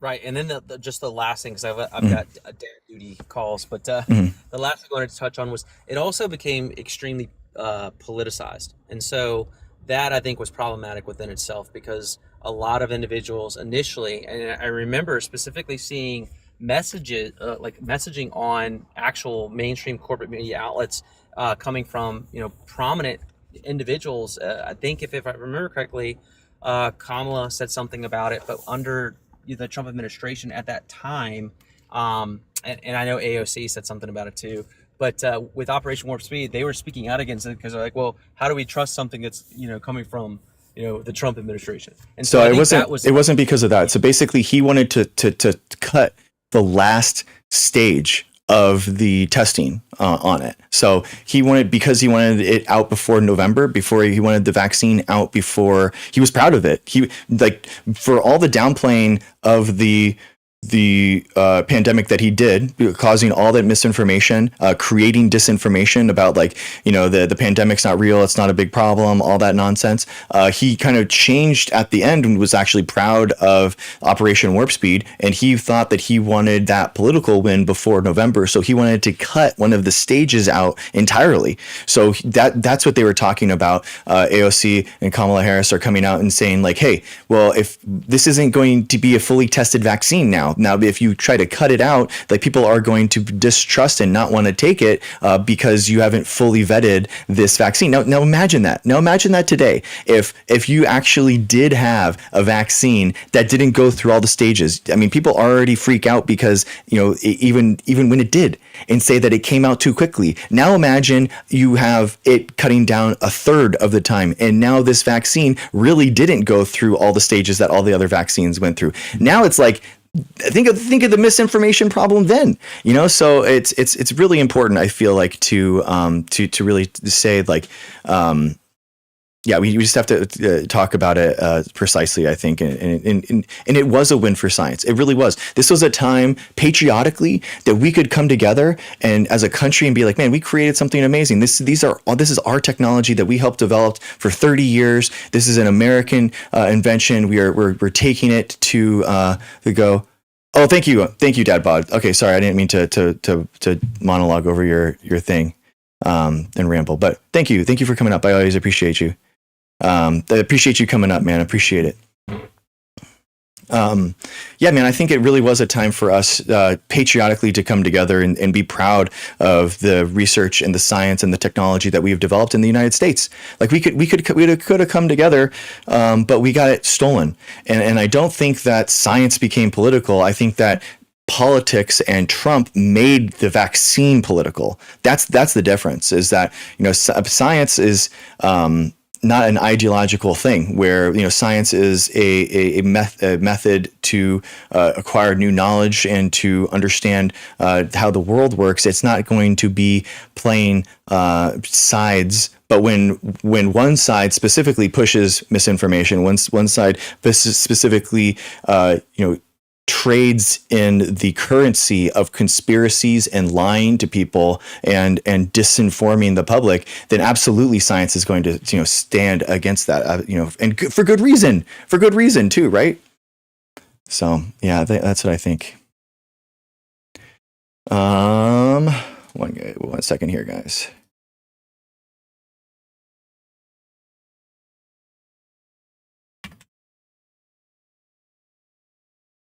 All right.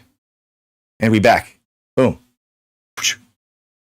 Guys, thank you so much for being here. It's the Dr. Greg Show. We are normally live every night, 9 o'clock. But tonight we're doing a daytime edition. I have to prove to everyone that I'm not a vampire and that I exist in the real world. And actually, guys, no, this is actually a taped version of the Dr. Greg Show. And this is actually nighttime outside. This is just the warm, loving mushroom cloud of nuclear waste and fallout that's happening and coming through my windows as we speak. So I kid about nuclear fallout. I kid. Gosh. Let's see. Okay, they can't speak. Thank you for being in YouTube chat. Thank you for being here. People attribute authority to celebrities and are not taught to analyze information. Yeah, I agree with that. I don't know why celebrities are given so much credence as opposed to science, and it's pretty crazy to me. Ryan Murphy, around here, the knockoff GNC and the feed and seed are next door. Any clinic is miles away. Yeah, but Ryan Murphy, that's not where ivermectin is not. That doesn't mean that you should be getting your medicine from GNC and feed and seed. That's not ivermectin. That's not a good thing. What scientific advancement hasn't been the product of many people thinking together? Exactly, can't speak. Yeah, if it was an individual breakthrough, then it's going to be, we stand on the shoulders of giants thing where we understand now, like we understand the mechanisms because of it. So yeah, it absolutely makes sense. None of them are standalone inventions. It is infuriating, can't speak. Absolutely.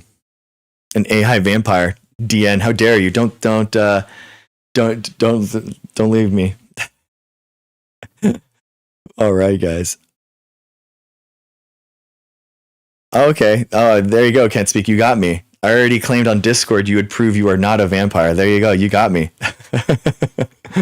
All right. Swish ABP.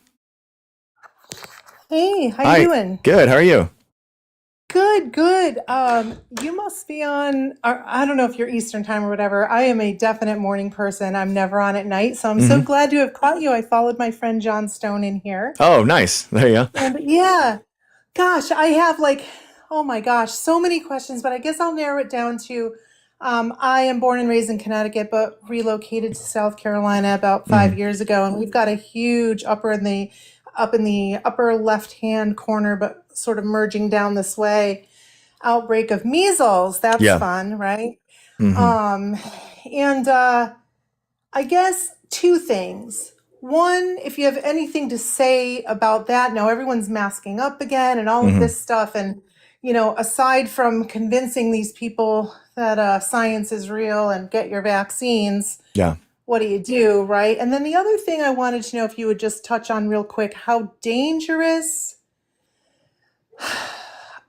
RFK and the MAHA movement is as far as weight against science. And I don't ask that to be, I ask it because I think it's so important for people who don't read past the headline, and really dig in to really try to understand these things. I'm hoping that because you have a DR in your name, that maybe your insights will, in a verbal way, sink in somewhere, because I think it's so important. Yeah, well, That's all. I'm not a physician. I'm a scientist, but I'm Okay. a microbiology PhD, so I have like Yeah. some wheelhouse on this stuff. But basically, yeah, measles it basically requires a 95% vaccination rate to have herd immunity.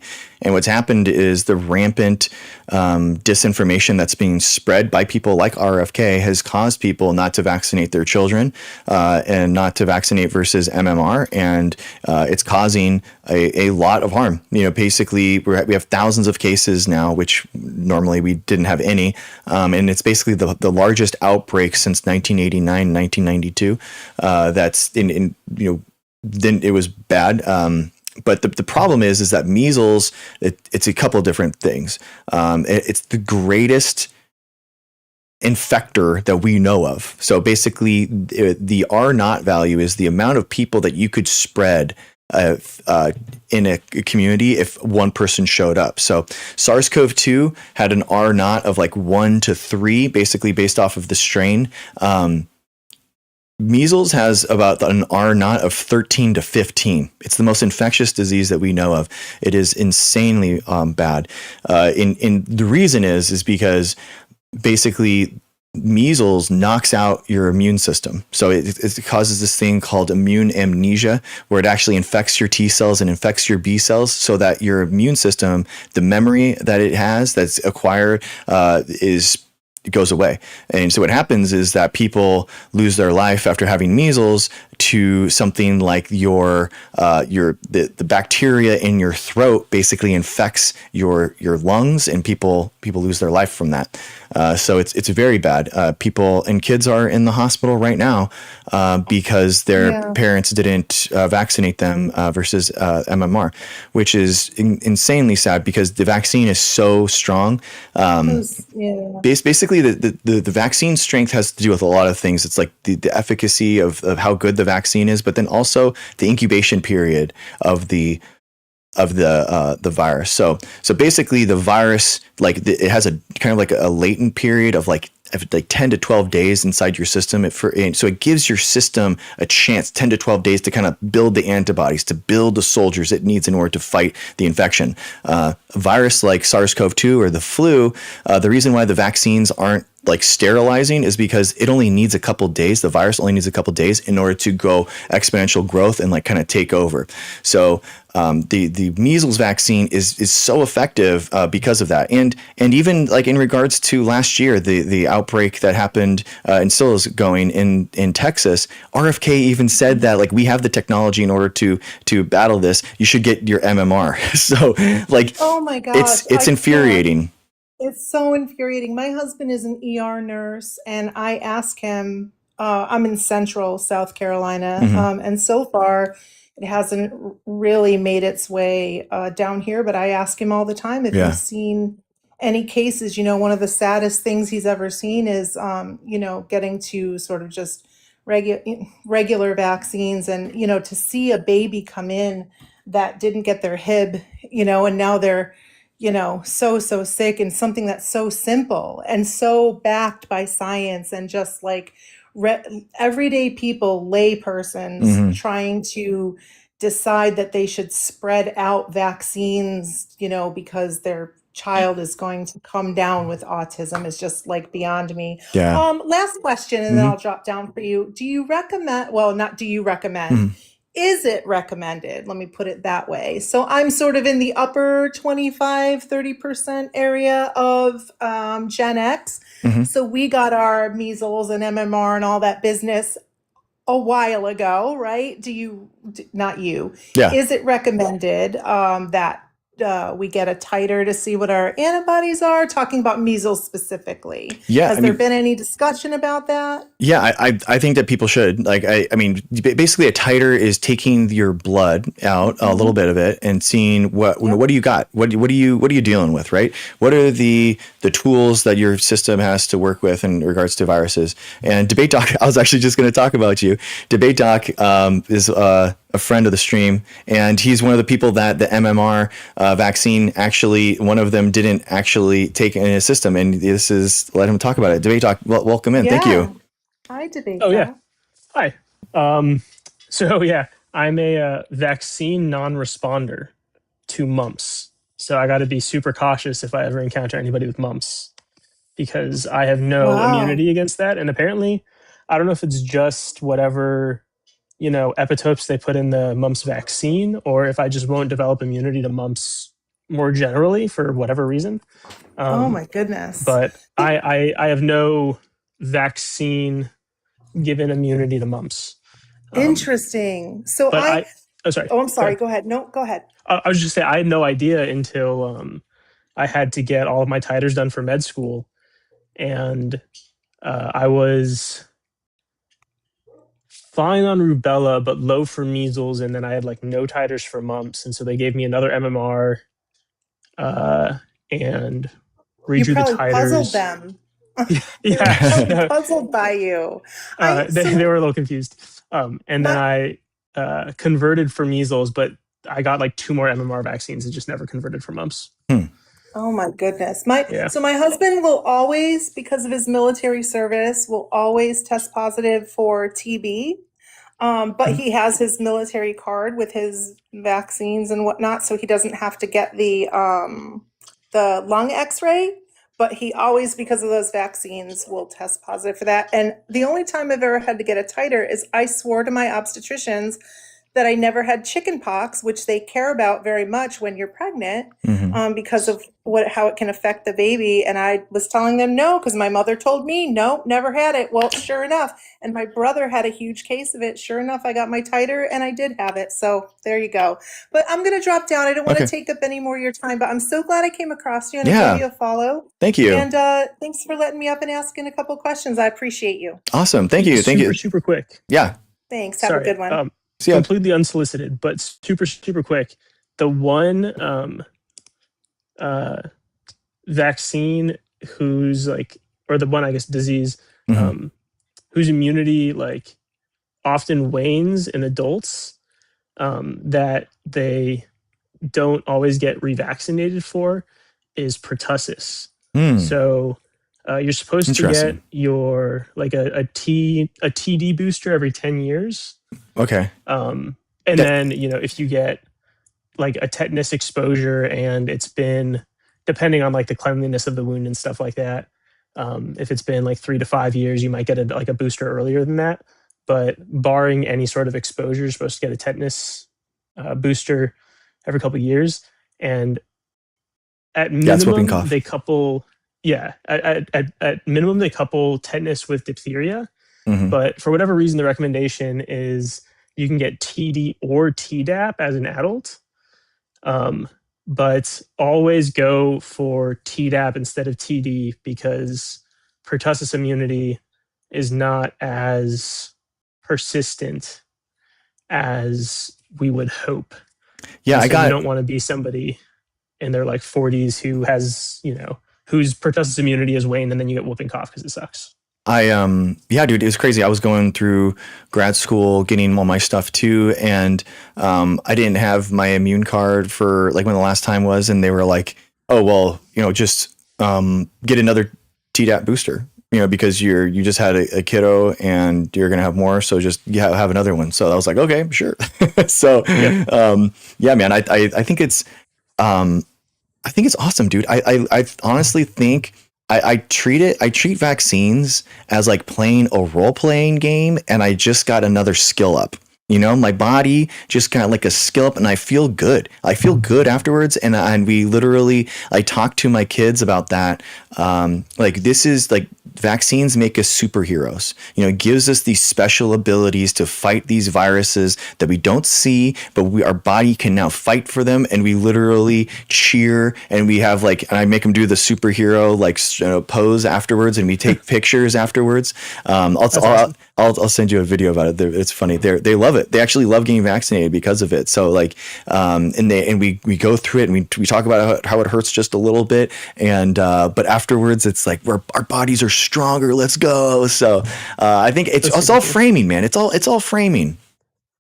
It really is. I used to get, packs of Pokemon cards whenever I had to get like a vaccine or blood draw. Yeah. So that made it worthwhile. Yeah, exactly. So you feel bad after vaccines, not because you don't get sick from the virus, but what happens is that your immune system is mounting a response to the small bit that it's been exposed to. So that's why you feel worse after a vaccine, but that doesn't mean that your body is being exposed to. And users sometimes, the COVID vaccine actually hits me hard. And what I think about is dang, if this is how my body responds to just a small amount of this virus, like imagine a full blown, a huge viral load infection, it's going to be, I'm going to feel way worse than this. So I think about that. Couple fun things that I had in my brain but forgot about. Jeez. Dang it. All good, brother. Man, that's rough. If you get the vaccine counter working again. Yeah. It's working. It is? Yeah. Sick. Okay. Sometime in the next month or so, I have to get a bunch of vaccines for my pre-employment thing before I start residency. So I'm going to have a ton to contribute to the counter. Nice. Guys, if you're not aware, so this is the vaccine counter. Basically, we count every single vaccine that our community gets. So you get vaccinated, we come in here, we celebrate you, we give you a vaccine party, everyone claps for you. It's a big thing. We celebrate public health. We love public health workers. We appreciate you. So Sheepadoodle, this is actually a very hotly debated thing, whether or not we should have the rabies and dogs vaccinated and the numbers. These are only human vaccines. So we made that decision last year. But yeah, thank you for getting your rabies vaccine, guys. Legitimately, we're having a outbreak of rabies in our country right now because people are choosing not to vaccinate their puppies and their dogs. It's insane, but it's true. It is absolutely important to make sure that you and your dogs are becoming vaccinated here. It's important for your life, the people's life around you. It's important for your dog's life. Come on, man. Rabies is the most deadly the virus that we know of. It has 100% death rate. So it's nothing to joke around on. But if rabies, if you encounter something with rabies, you can actually your life can be saved by the vaccine. So this is actually the best question for someone that's anti-vax is you're not anti-vax. You would take the rabies vaccine in order to save your life. So then why are you removing that choice for people with all these other viruses, right? So it's an interesting question to talk about. Oh, thank you, Swish. Just not vaccinating your pets. Do they think their pets are going to get autism? I don't get it. And it's exactly. True too. A rabies vaccine is less than $20. I know. But the other thing I was going to say, and then you can get back to debating people. Sure. But in terms of kind of feeling crummy in response to the COVID vaccine, but then how much worse it would be with COVID. Early on in the pandemic, because I was a med student, I was one of the earlier people to get the vaccine. So I got it in January of 2021, right after it came out. And that first series sucked. But then later that year in December, I got the booster for the first time. And it hit me so hard. The booster was gnarly. The booster was gnarly. But then afterward, I was visiting home with my mom, and I got up out of bed in the middle of the night, and I ended up just passing out on the floor and kind of crawling to the couch. Hit me like a truck. But then a few months later,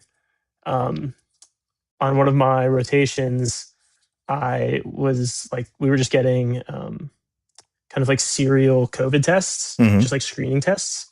And I tested positive for COVID on just like a serial screening test, completely asymptomatic. Wow. And all it led to was just like me missing like half of my psychiatry rotation. But like I didn't feel anything. I was just chilling at home, playing a lot of video games.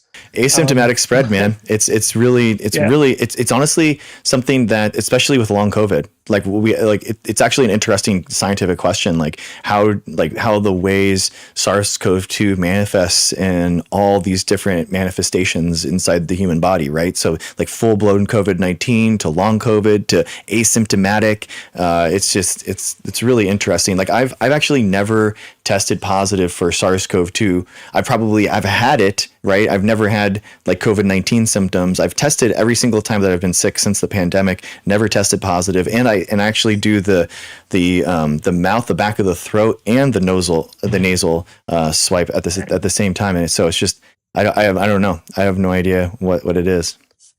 But yeah, I mean, I haven't tested positive other than that one time, but like, yeah, so I've never been symptomatic for COVID, even though I had a, gnarly reaction to the vaccine. So I was just saying that to kind of reinforce the idea that like, the vaccine might make you feel a little crummy, or a lot crummy, but so much better than like having symptomatic COVID, and it has helped me avoid any symptomatic COVID. So yeah, exactly. Vaccine. Yeah, vaccines they're safe and effective, man. They're like Pokemon, catch them all. Like you just, you know what I mean? Like are you gonna like it's like an armor slot in a video game, guys. Are you seriously not going to like wear a chest piece like in an RPG in order to not get those stats? You know what I mean? Like, come on, like wear all your armor and all the slots. Like, what are you thinking? It's that simple. It's that simple. Completely agree. You would never choose unvaccinated in a video game. That's true. If you're ever in a video game where why would you do that? You would never do that. You would never choose unvaccinated in a video game. Don't do it with your life. Don't choose unvaccinated for the people that you love, that you see every day. Friends don't let friends anti-vax. You should use that like you wouldn't go unvaccinated in a video game example more often, because I think that's a great analogy. Like if you were in a video game where getting infected with something was possible and there was a vaccine, and you had the option to vaccinate your character or not, there's no chance you're not vaccinating your character in the video game. Yeah, exactly. Well, I actually try to use video games analogies more. I've been also trying like to say how like removing being unvaccinated is selfish, and you're removing liberty and freedom from the other people that you are around. And one of the examples that I'm trying to give is like kind of like a damage over time effect. You're literally casting a damage over time effect onto all these people that you're around.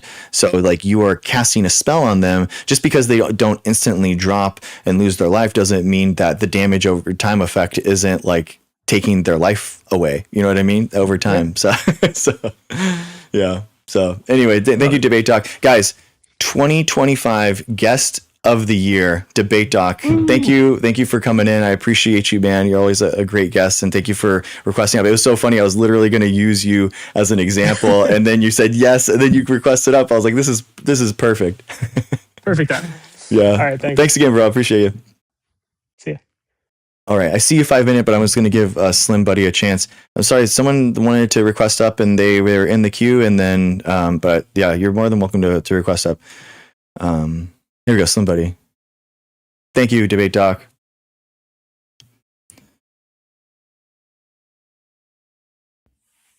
Slim Buddy, what's up? Hey, how's it going? Can you hear me okay? Yeah, I can hear you. Okay, you can hear me, right? Yeah, I can hear you. Okay, good. So, I would say patriotism. Why are you patriotic? Because I'm not. I thought America was a bad country. No, patriotism is like kind of like making your community and your the people around you like better, trying to solve problems, trying to come together in order to try to build something bigger than yourself. And I think that in order to do that, you have to make sure that everyone is healthy and leading productive lives. So the vaccines are required in that. Yeah, I understand. And it's always good to want to improve your community, but typically patriotism kind of implies that there's already an existing love for that nation. So Mhm. what makes you love this country? I mean, so it's like, I mean, patriotism isn't inherently nationalistic. It can be just like trying to improve like your community and trying to solve problems and trying to make it better. But I mean, personally, I like the United States, the democracy that we have and the ability for us not to have like a ruler, no king, no dictator. Yeah. The idea that we have like citizenry, that we rule ourselves and stuff. I think that it's a unique constitution, and I think that it's awesome. Well, I would kind of, I think for the most part, I agree with you. Other than that, typically most people define patriotism as also like a natural love for one's nation or tribe or whatever. So you kind of need that, but I'll just leave that alone. But It's different. Nationalism and patriotism is different. Different how? Nationalism is like your nation is better than everything else, and your nation is like a better like kind of like form of stuff. Like patriotism is just kind of like trying to come together to solve problems that are bigger than oneself.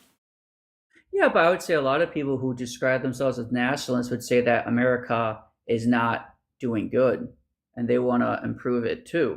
Yeah. So it seems like both kind of favor different. Well, anyway, but the point is, Yeah, I would agree with that. Yeah, so evolution. So my opinion, I've been in your live before. You probably remember me. We were talking about indigenous people and stuff like that. Oh, okay. I know a lot about. So my opinion is that I kind of feel that all these vaccines is kind of stopping evolution. I feel evolution is a natural driving force that we shouldn't shy away from. Yeah. So humans are you're right in the fact that humans are kind of existing outside of natural evolution now. Like we kind of because of travel globally, because of like we don't like just have like a natural selection. We kind of have like a an artificial selection based off of countries, off of a socioeconomic strata, that kind of thing. So and the point with modern medicine is actually to be like unnaturally healthy, because naturally humans lose their lives and like the average lifespan is around 30. And like the whole reason why we have antibiotics and vaccines and things like that. And that's why the childhood mortality went from about 50% down to 0.5% is because of that, because of these technologies. So yeah, I don't want to be like survival of the fittest in our culture. I don't want to be survival of the fittest in nation amongst nation. We want to like strive to be above that, right? We want to strive to create societies that are above those like animalistic kind of like urges that one might have. Mm-hmm. Well, I would say that I don't know if you remember some of the screenshots. I don't know if I still have them. Plus, this app has really been really weird lately. My screen freezes when I try to pull photographs. But if you do remember, I pulled up information about different tribes. So, for example, I forgot the name of the one nation, but they have healthier hearts and healthier guts than the average quote unquote modern human. They live in Brazil, and their average age is like 78. And I pulled up a photograph of an elder from the Capo Nation. He was, if you remember, he's the guy with the big lip disc. There are many indigenous nations I can actually point to by name that they live longer than the age of 30. So there definitely is a higher not on average though. Rate. Not on average. Like we have like more than one, just one. Anthropology and like entire fields of science are devoted to this. Like it's more than just like one indigenous like or uncontacted tribe. I mean, and think about it, dude. If they're uncontacted and they're living, all natural, like how do you think that like we're going to study them scientifically? I mean, there's just we could study the contacted tribes who still live in isolated regions. Well, they're going to still benefit from being contacted. They're going to benefit from society, and they are going to benefit, from all the other surrounding cities and nations and stuff that are taking vaccines and that are, stopping the spread of like these communicable diseases. So like they still benefit. Actually, it's kind of interesting you bring that up because most anthropologists agree that typically after contact, a lot of natives pass away due to the introduction of outside diseases and Sure. alcohol and other substances. But Sure. like, for example, a good example, that's why I brought up the Kayalpo Nation. The Kayalpo are relatively still very isolated. They have contact with the outside world, but it's mostly isolated. And there are many examples like Papua New Guinea, the Asmat tribe, the Dani Nation, the Osero, if I'm saying that right, which means mud people. These are tribes that are friendly to anthropologists, but their day-to-day lives are still pretty isolated. I'll definitely, and because I want to be honest, a lot of times people want to just argue. There is definitely a higher infant mortality and a higher unalive rate just from like things like tribal warfare or wild animals. There's actually a guy, he was in National Geographic in 1989, and the story ended with this brave warrior who unalived all these diamond prospectors trying to invade his land, was unalived by a poisonous snake. So there's a variety, definitely, of risks living that lifestyle. But what is your point though? You've brought up indigenous tribes and indigenous cultures a lot. Like, what is the conclusion that you reach? Like, yeah, I would say that they live a more natural existence how we intended to, and the vast majority survive way past the age of 30. Okay, like, and I would think that modern medicine is going against. Well, not medicine. So then, what do you? So then, what are the? General, can you not interrupt me? Wait, can you not interrupt? Because I'm trying to land my plane. Go ahead. You can respond. I think modern societies, not just medicine, a lot of things, it's unnatural and it's causing a lot of harm to the environment and to ourselves. And I kind of feel that we should lean more. I'm not saying we debate on everything. We should lean more towards a more like coexistence with nature, going back to a natural path as much as we can. That's kind of my argument, and I'll just land my plane there. I mean, I think that we should absolutely live with nature, not against nature. We should absolutely like do that. I agree with that. I think that we should, human health is tied to environmental health, right? We should absolutely try to do those things, but we can do that through technology and through medicine and things like that. Like I think that we can look out for public health and also live like with a better ecosystem with more diverse species, more bigger populations of wild animals and all that kind of stuff. I don't understand like the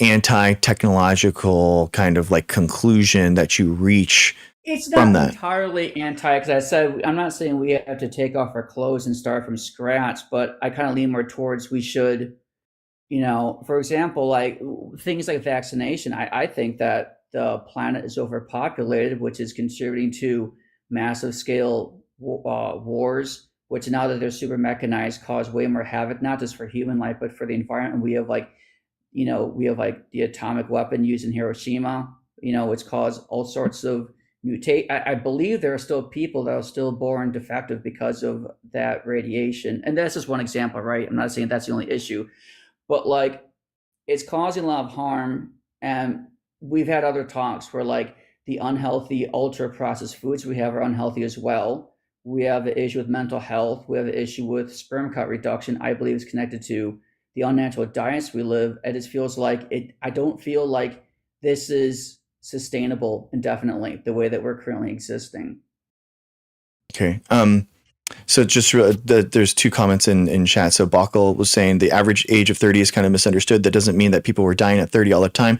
And the average age is brought down to infant mortality. And Ducre in TikTok chat was saying the same thing. Yeah. So that basically, that's exactly right. So basically in like, how we understand those knowledge, we've synthesized it, and anthropologists have measured it, is basically the rate of people dying before puberty.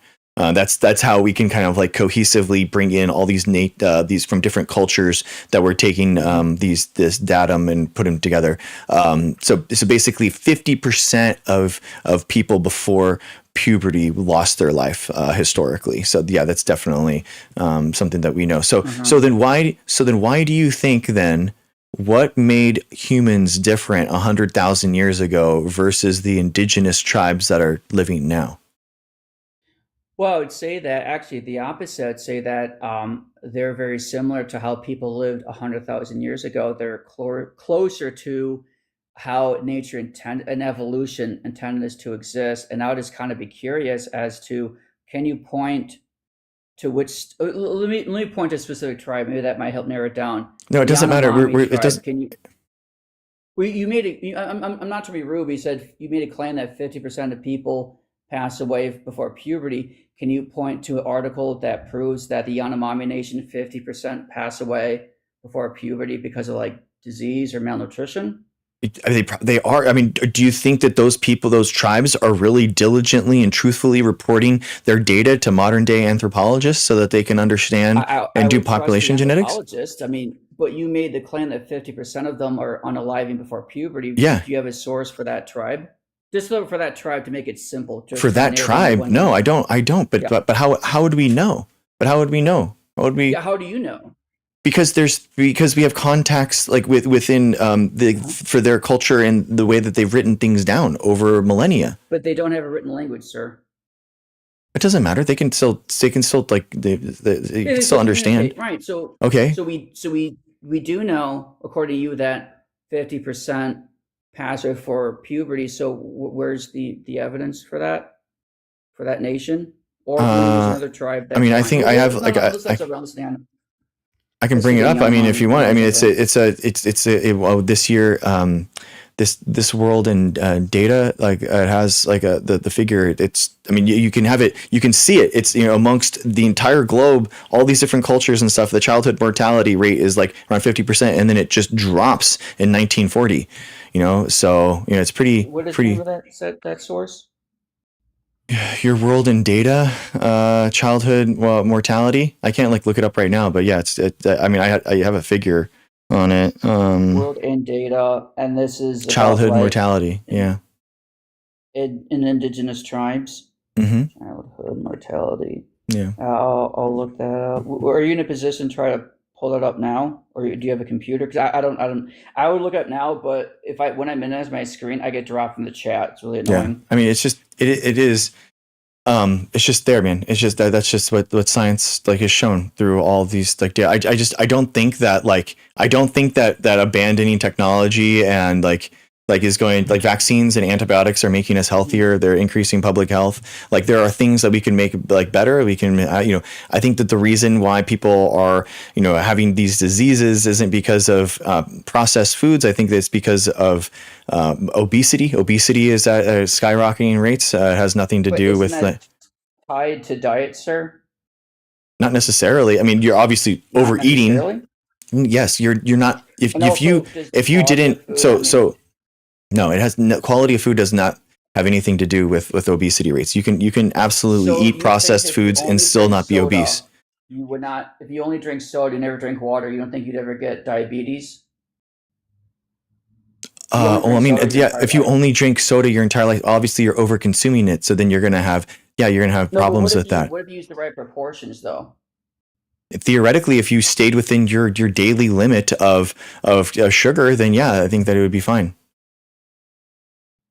Okay, so how come there's people who get diabetes because they only drink soda? Because they're drinking a lot more of their dietary allotment every day of soda. They're drinking liters a day. They're not drinking just a cup of it just a day. I mean, if you only drank your calories in soda, then theoretically, you'd have a lot of malnutrition problems, right? You'd have you're not having your vitamins, you're not having the essential minerals, you're not getting the protein that you need, but theoretically, right. Yeah, if you just wanted to drink your carbs or you drink your sugars in Coke, then theoretically it'd be okay. I don't know if that's accurate. So if I only ate McDonald's food the rest of my life, but I ate smaller portions, would that long term? What would most doctors say? Would they think that that's a good idea, or don't doctors? A lot of them say you need your fruits and veggies too. So you're drinking. Yeah, you want fiber and stuff. Absolutely. The problem with processed foods is that it allows you to overconsume and eat more than your daily allotment. So that because there's no fiber, because there's your sense of satiation goes down, because it's literally been engineered. The food particle has been engineered in order to not trigger your satiety, your reflex, so that you can just pound a whole bag of Cheetos, but if you have, 5 pickles, you're gonna feel like that plant fiber in your gut, as opposed to, that bag of Cheetos, like you're just not gonna feel anything. But that's by design. That's by the engineering, right? So if you had, like, if you had if you ate the same amount of calories, then yeah, theoretically they would be the same. But if I ate the same amount of calories, but I'm not getting the quality nutrition from that food, wouldn't that cause health issues eventually? There is like if you your fiber, your plants, your protein, your carbs, acids, all that kind of stuff. Yeah, exactly. That. You can, if you got all of that, it doesn't matter if it comes from processed foods or not. But I'm saying if you don't, though, but you eat smaller portions, but you're not getting the correct nutrients, and you're eating high cholesterol, even a smaller portion, that would cause. But the problem is that the people that are eating a lot of highly processed foods are eating more, and that's why they're obese.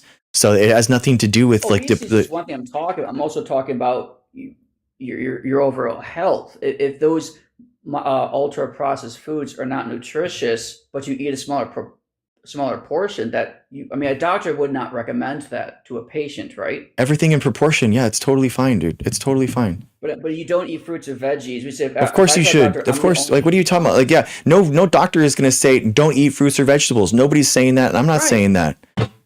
But that's what I'm saying. My hypothetical: if I only ate McDonald's but a smaller portion of it, would a doctor say that's a good idea?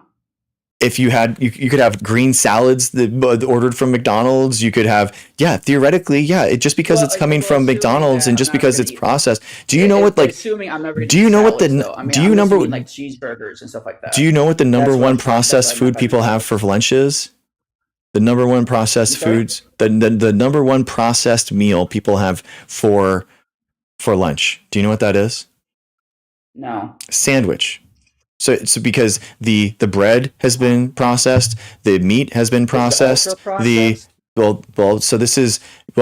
the thing, dude. That's a great question. So processed versus ultra processed is two completely different things. So would you really say to someone like, don't eat a sandwich? That's processed foods.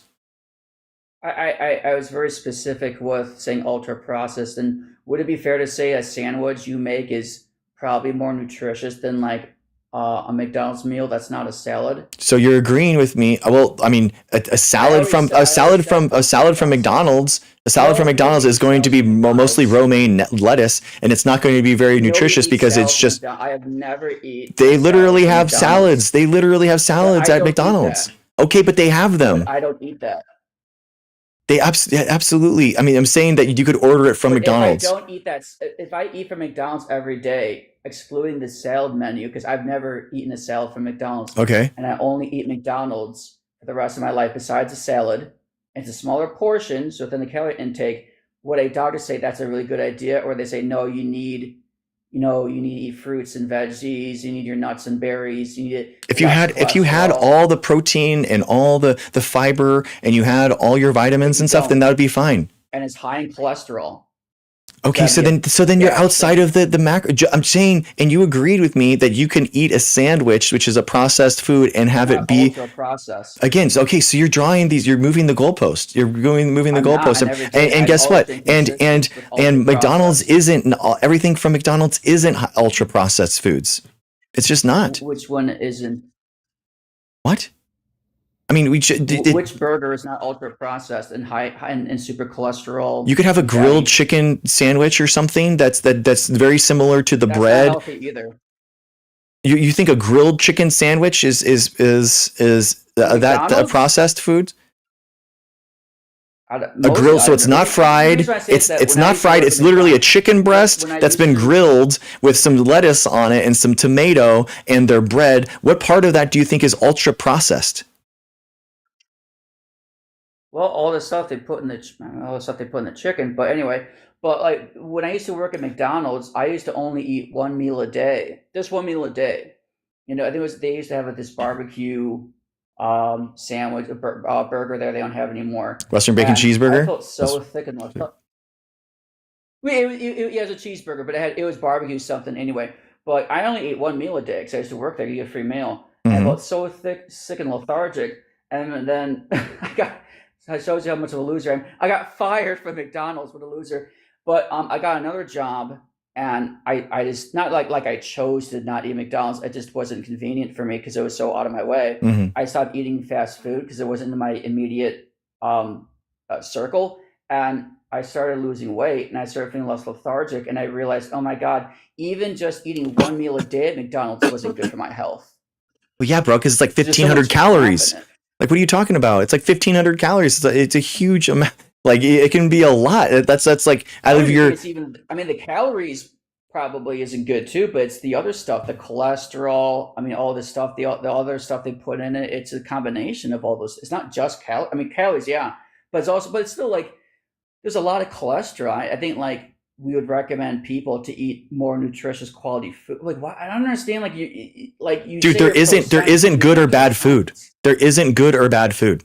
Like there isn't a moral judgment Isn't that on kind of food. anti-science? No, dude. This good or How is bad that not food thing, anti-science? this good or bad food thing has been like pushed by this Maha shit, where people like they make this moral judgment on food rather than like looking at what the food is, and then saying like, okay, I can have some of this in moderation. I can have some of, like, dude, some of the best jujitsu athletes in the world, like every single time, Gordon Ryan, he's a multi-time world champion. People call him the greatest ever, and he like there was a Five Guys next door, and after training for 8 hours a day, like he would go and have a huge Five Guys meal.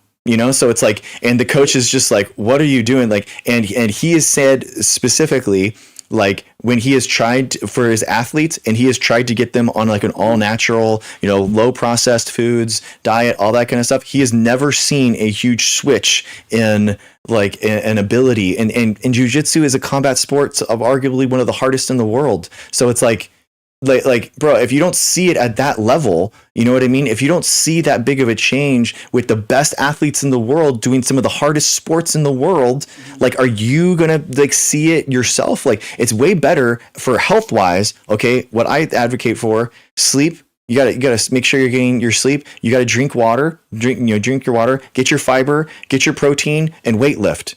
That's it. Those are the keys. Those are the big keys. And then once you do that, then you can kind of like you can not worry about it. If you're worried about vitamins, take a multivitamin. But honestly, what you probably should be doing is getting blood work done, and just eat normally before your blood work. Get your blood work done. See if you're on your panel, if any of your metabolic stuff is showing up low, and then or if you don't want to do that at all, just have a multivitamin and it'll fill it in.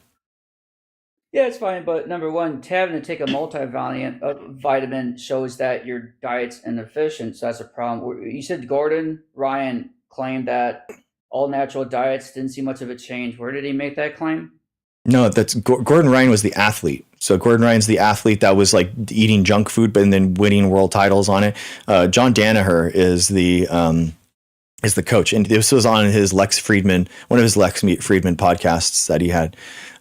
So that, yeah, he's like, it's just, he hasn't seen the switch from one to another, an ability for, because honestly, a lot of times it's like, it's just moderation, man. Everything in moderation. It really is that simple. But the problem is that these algorithms and these influencers have kind of like warped people's brains into thinking that like, oh my God, I need to have this. I need to have like an all green supplement. I need to like buy this. I need to use their referral code to get on this health plan and this food plan. And it's like creating these artificial barriers to just being healthier. So this is why, like, this is actually why I've like filmed and I stream while I lift now. Like I'm trying to like actually show people that you can like be healthy outside of this insane Maha right wing, nutcase stuff. And you can, and part of my ways to get the protein that I need in order to weightlift and jujitsu and all that kind of stuff is having processed foods. It's really important for me to have, a protein shake, and the protein shake is going to include whole milk. It's going to include ultra processed whey protein. It's going to have ultra processed collagen in there. It's going to have ultra processed creatine. It's going to have, and that's okay. It's okay because that's not all I'm drinking, right? All I'm having isn't ultra processed foods. I'm snacking on sweet peppers. I'm snacking on cucumbers. I'm snacking on pickles, in order to get that fiber in there. Don't do that. And you're not drinking your water, and you're only drinking soda in place of water only. Bro, now we're in a completely different scenario. What if I lived in South Africa and I never met my wife and my parents never met each other? It's like, what would I do? I don't know. Like the goalposts and everything, or you're changing everything so much. The goalposts. Yes, you are. Yes, you are. Soda. I said this way earlier about how am I switching the goalpost? I listed this way earlier that if I drink the amount of water I need today, but replace it with soda and only drink soda, would a doctor recommend that? Probably not, because it's very easy in order to overconsume the amount of calories that you're getting, and you're not going to be within that caloric limit, and you're going to be drinking more, and you're going to be becoming obese because of it. And also, soda can make you dehydrated, right? If you're not drinking water, sure. Exactly. That's what I'm saying. That's why I said wait earlier. Okay. If you only drink soda. Okay. Where's the you said the podcast Lex Freeman? Do you have John Danaher? John Danaher was one. He's been on multiple times. Just talk about you said Lex Freeman? Yeah. I think you could probably Google him like talking about health, or talking about like on clips or something. It might be like on YouTube or something. Just talking about food and nutrition. Which YouTube channel? Lex Friedman podcast. Lex Friedman podcast, and the guy. So it was Gordon Ryan. No, it was John Danaher. No, John Danaher was is the coach for Gordon Ryan. Danaher. Mm-hmm. And he was the one that said the all natural diet thing. It wasn't the difference. He's never seen a huge increase in like ability for his athletes if they switch to like eating natural foods. Can you link that video in the comments so I can copy paste it? No, it's somewhere there. I'm sure you can find it on Google, man. I'm sure you can find somewhere there. You made a claim. You should provide the evidence, right? Isn't that what science is about?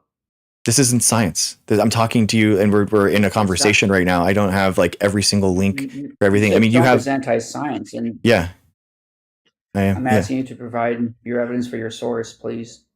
Okay. Can you do that, please? I don't know. I'm in the middle of a stream right now, and I'm talking to like a lot of people, and I'm not going to interrupt everything that I'm doing just because of you. Okay, it's not about you. Okay. Okay. That's okay. So you cannot provide the source for your claim. Okay. Yeah. Make that clear. Okay, bud. Okay. Go live with the indigenous tribes. Okay. Jeez. God, go live in Brazil. Go live in Brazil by yourself. Holy moly, dude. Jeez. God.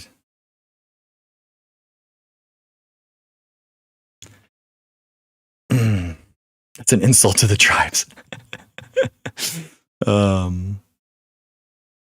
Yeah.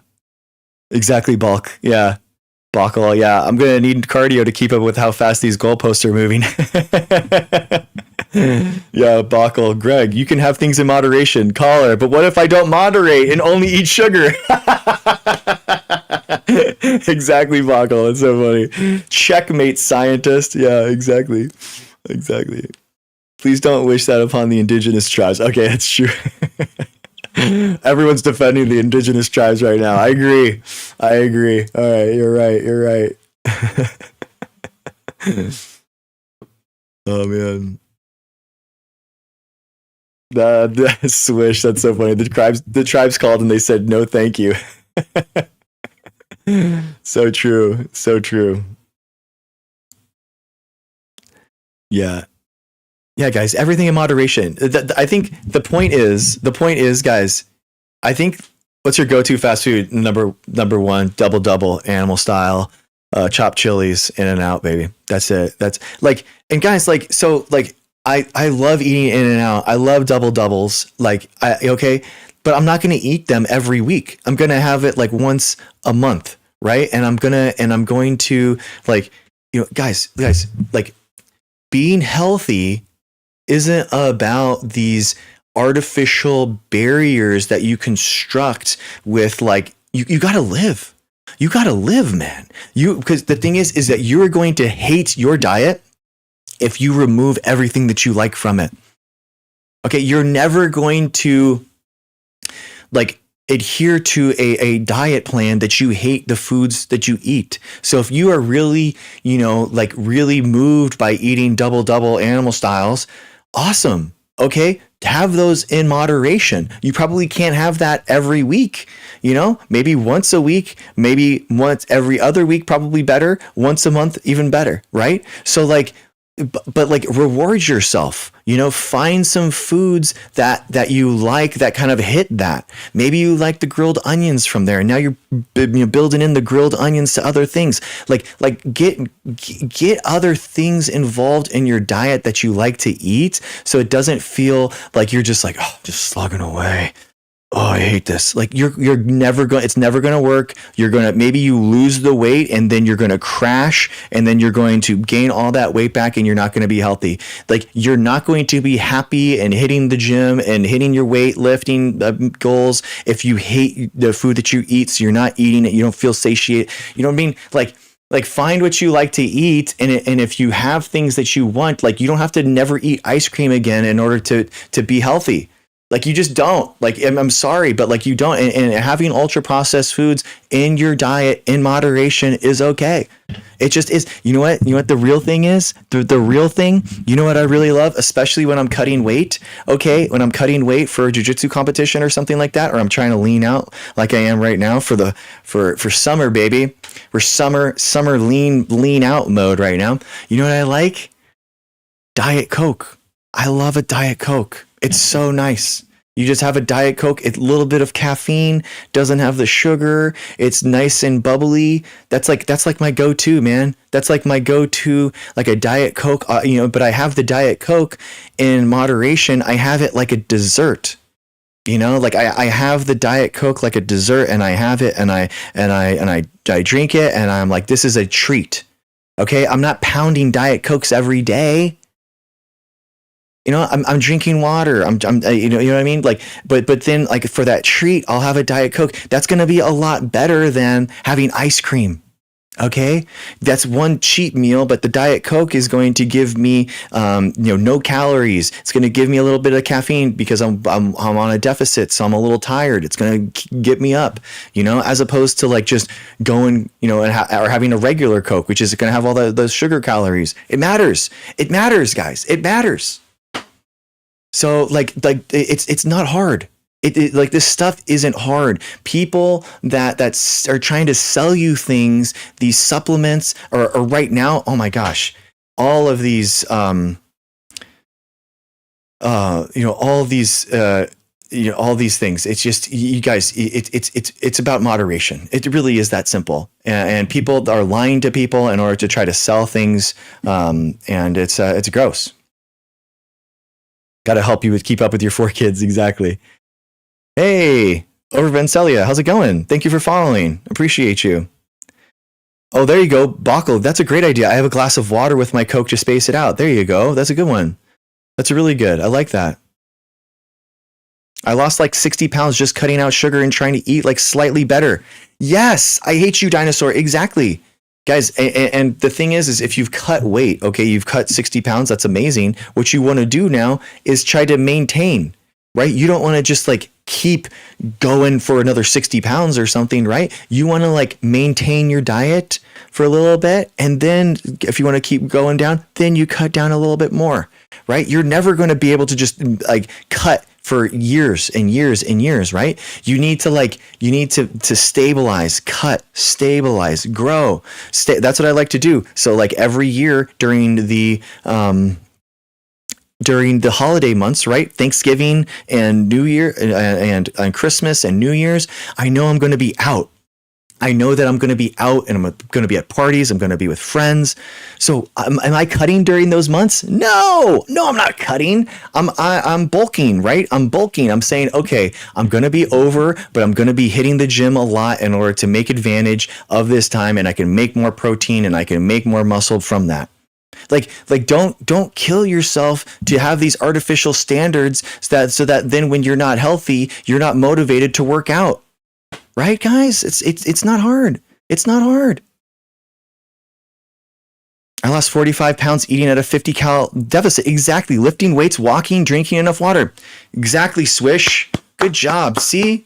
Good, dude, walking is the number one thing, guys. If you wanted to add one thing to your day, if you have dogs, go on a 30-minute dog walk, 40-minute dog walk.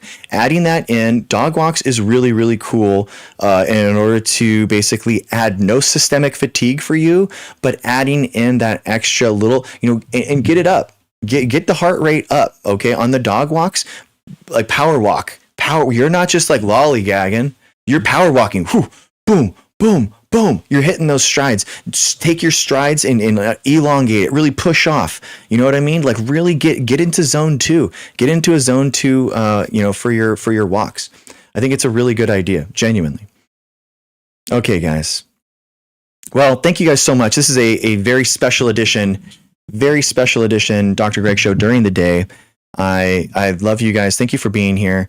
What are the limits of science? That's a really good question. I think that we have to constantly be pushing in order to understand what the limits of sciences are. I think that the limit of science is only our imagination, and as scientists and as humans, we are ever pushing those boundaries, So I think that the limits of science are only what like we see and portray right now.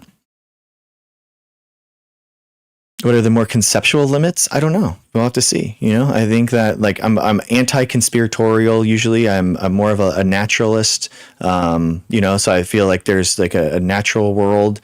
I don't believe in superpowers or super things, the supernatural world. So that's just kind of like what my thinks are.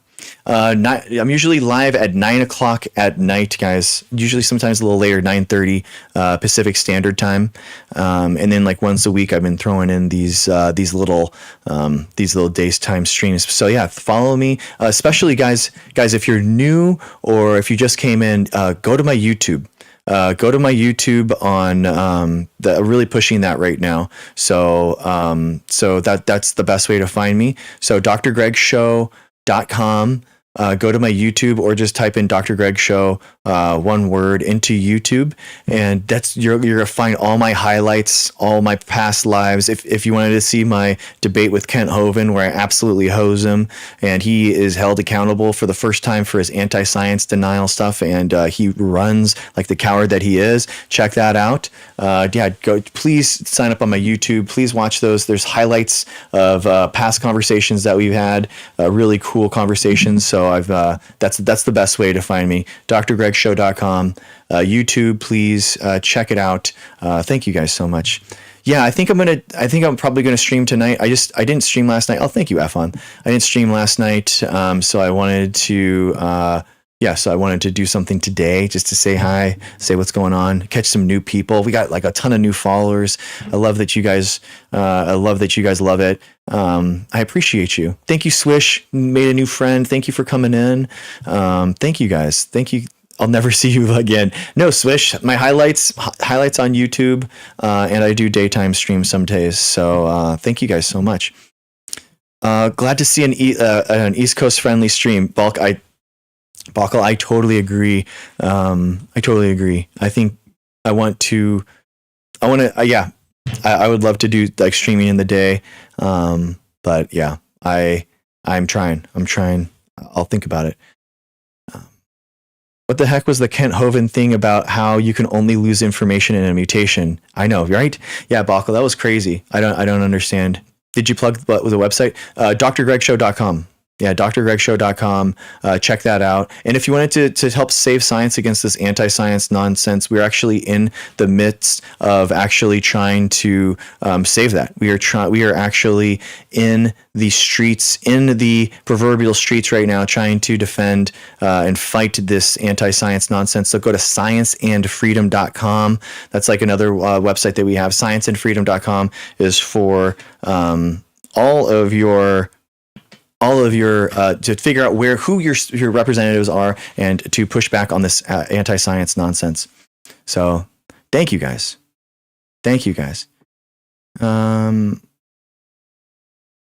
Yeah.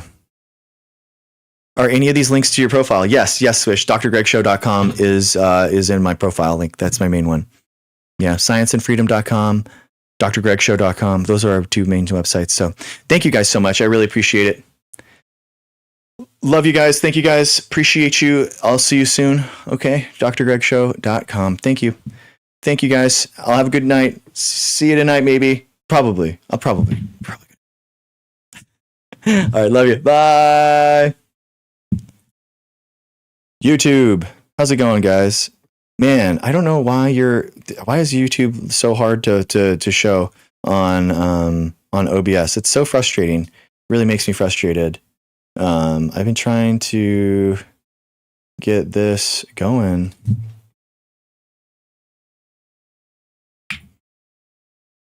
So annoying. I hate when the live chat doesn't work on the left hand side here. I don't know what is wrong. I'm using Social Stream Ninja and it fails. It fails sometimes. It's very, very annoying.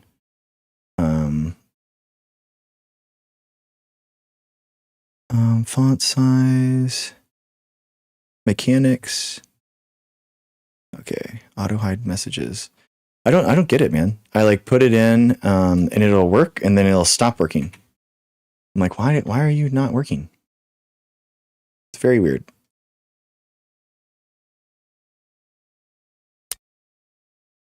But yeah, I'm trying to push my my YouTube really hard right now, guys. So thank you for being here. I honestly think that your YouTube got like hit or something by that guy that came on that was saying his nonsense. Oh,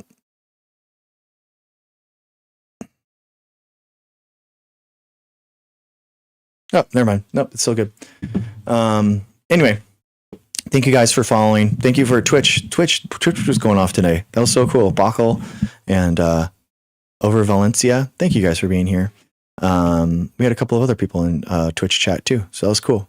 Appreciate that. Yeah, follow. Love you guys. Thank you guys.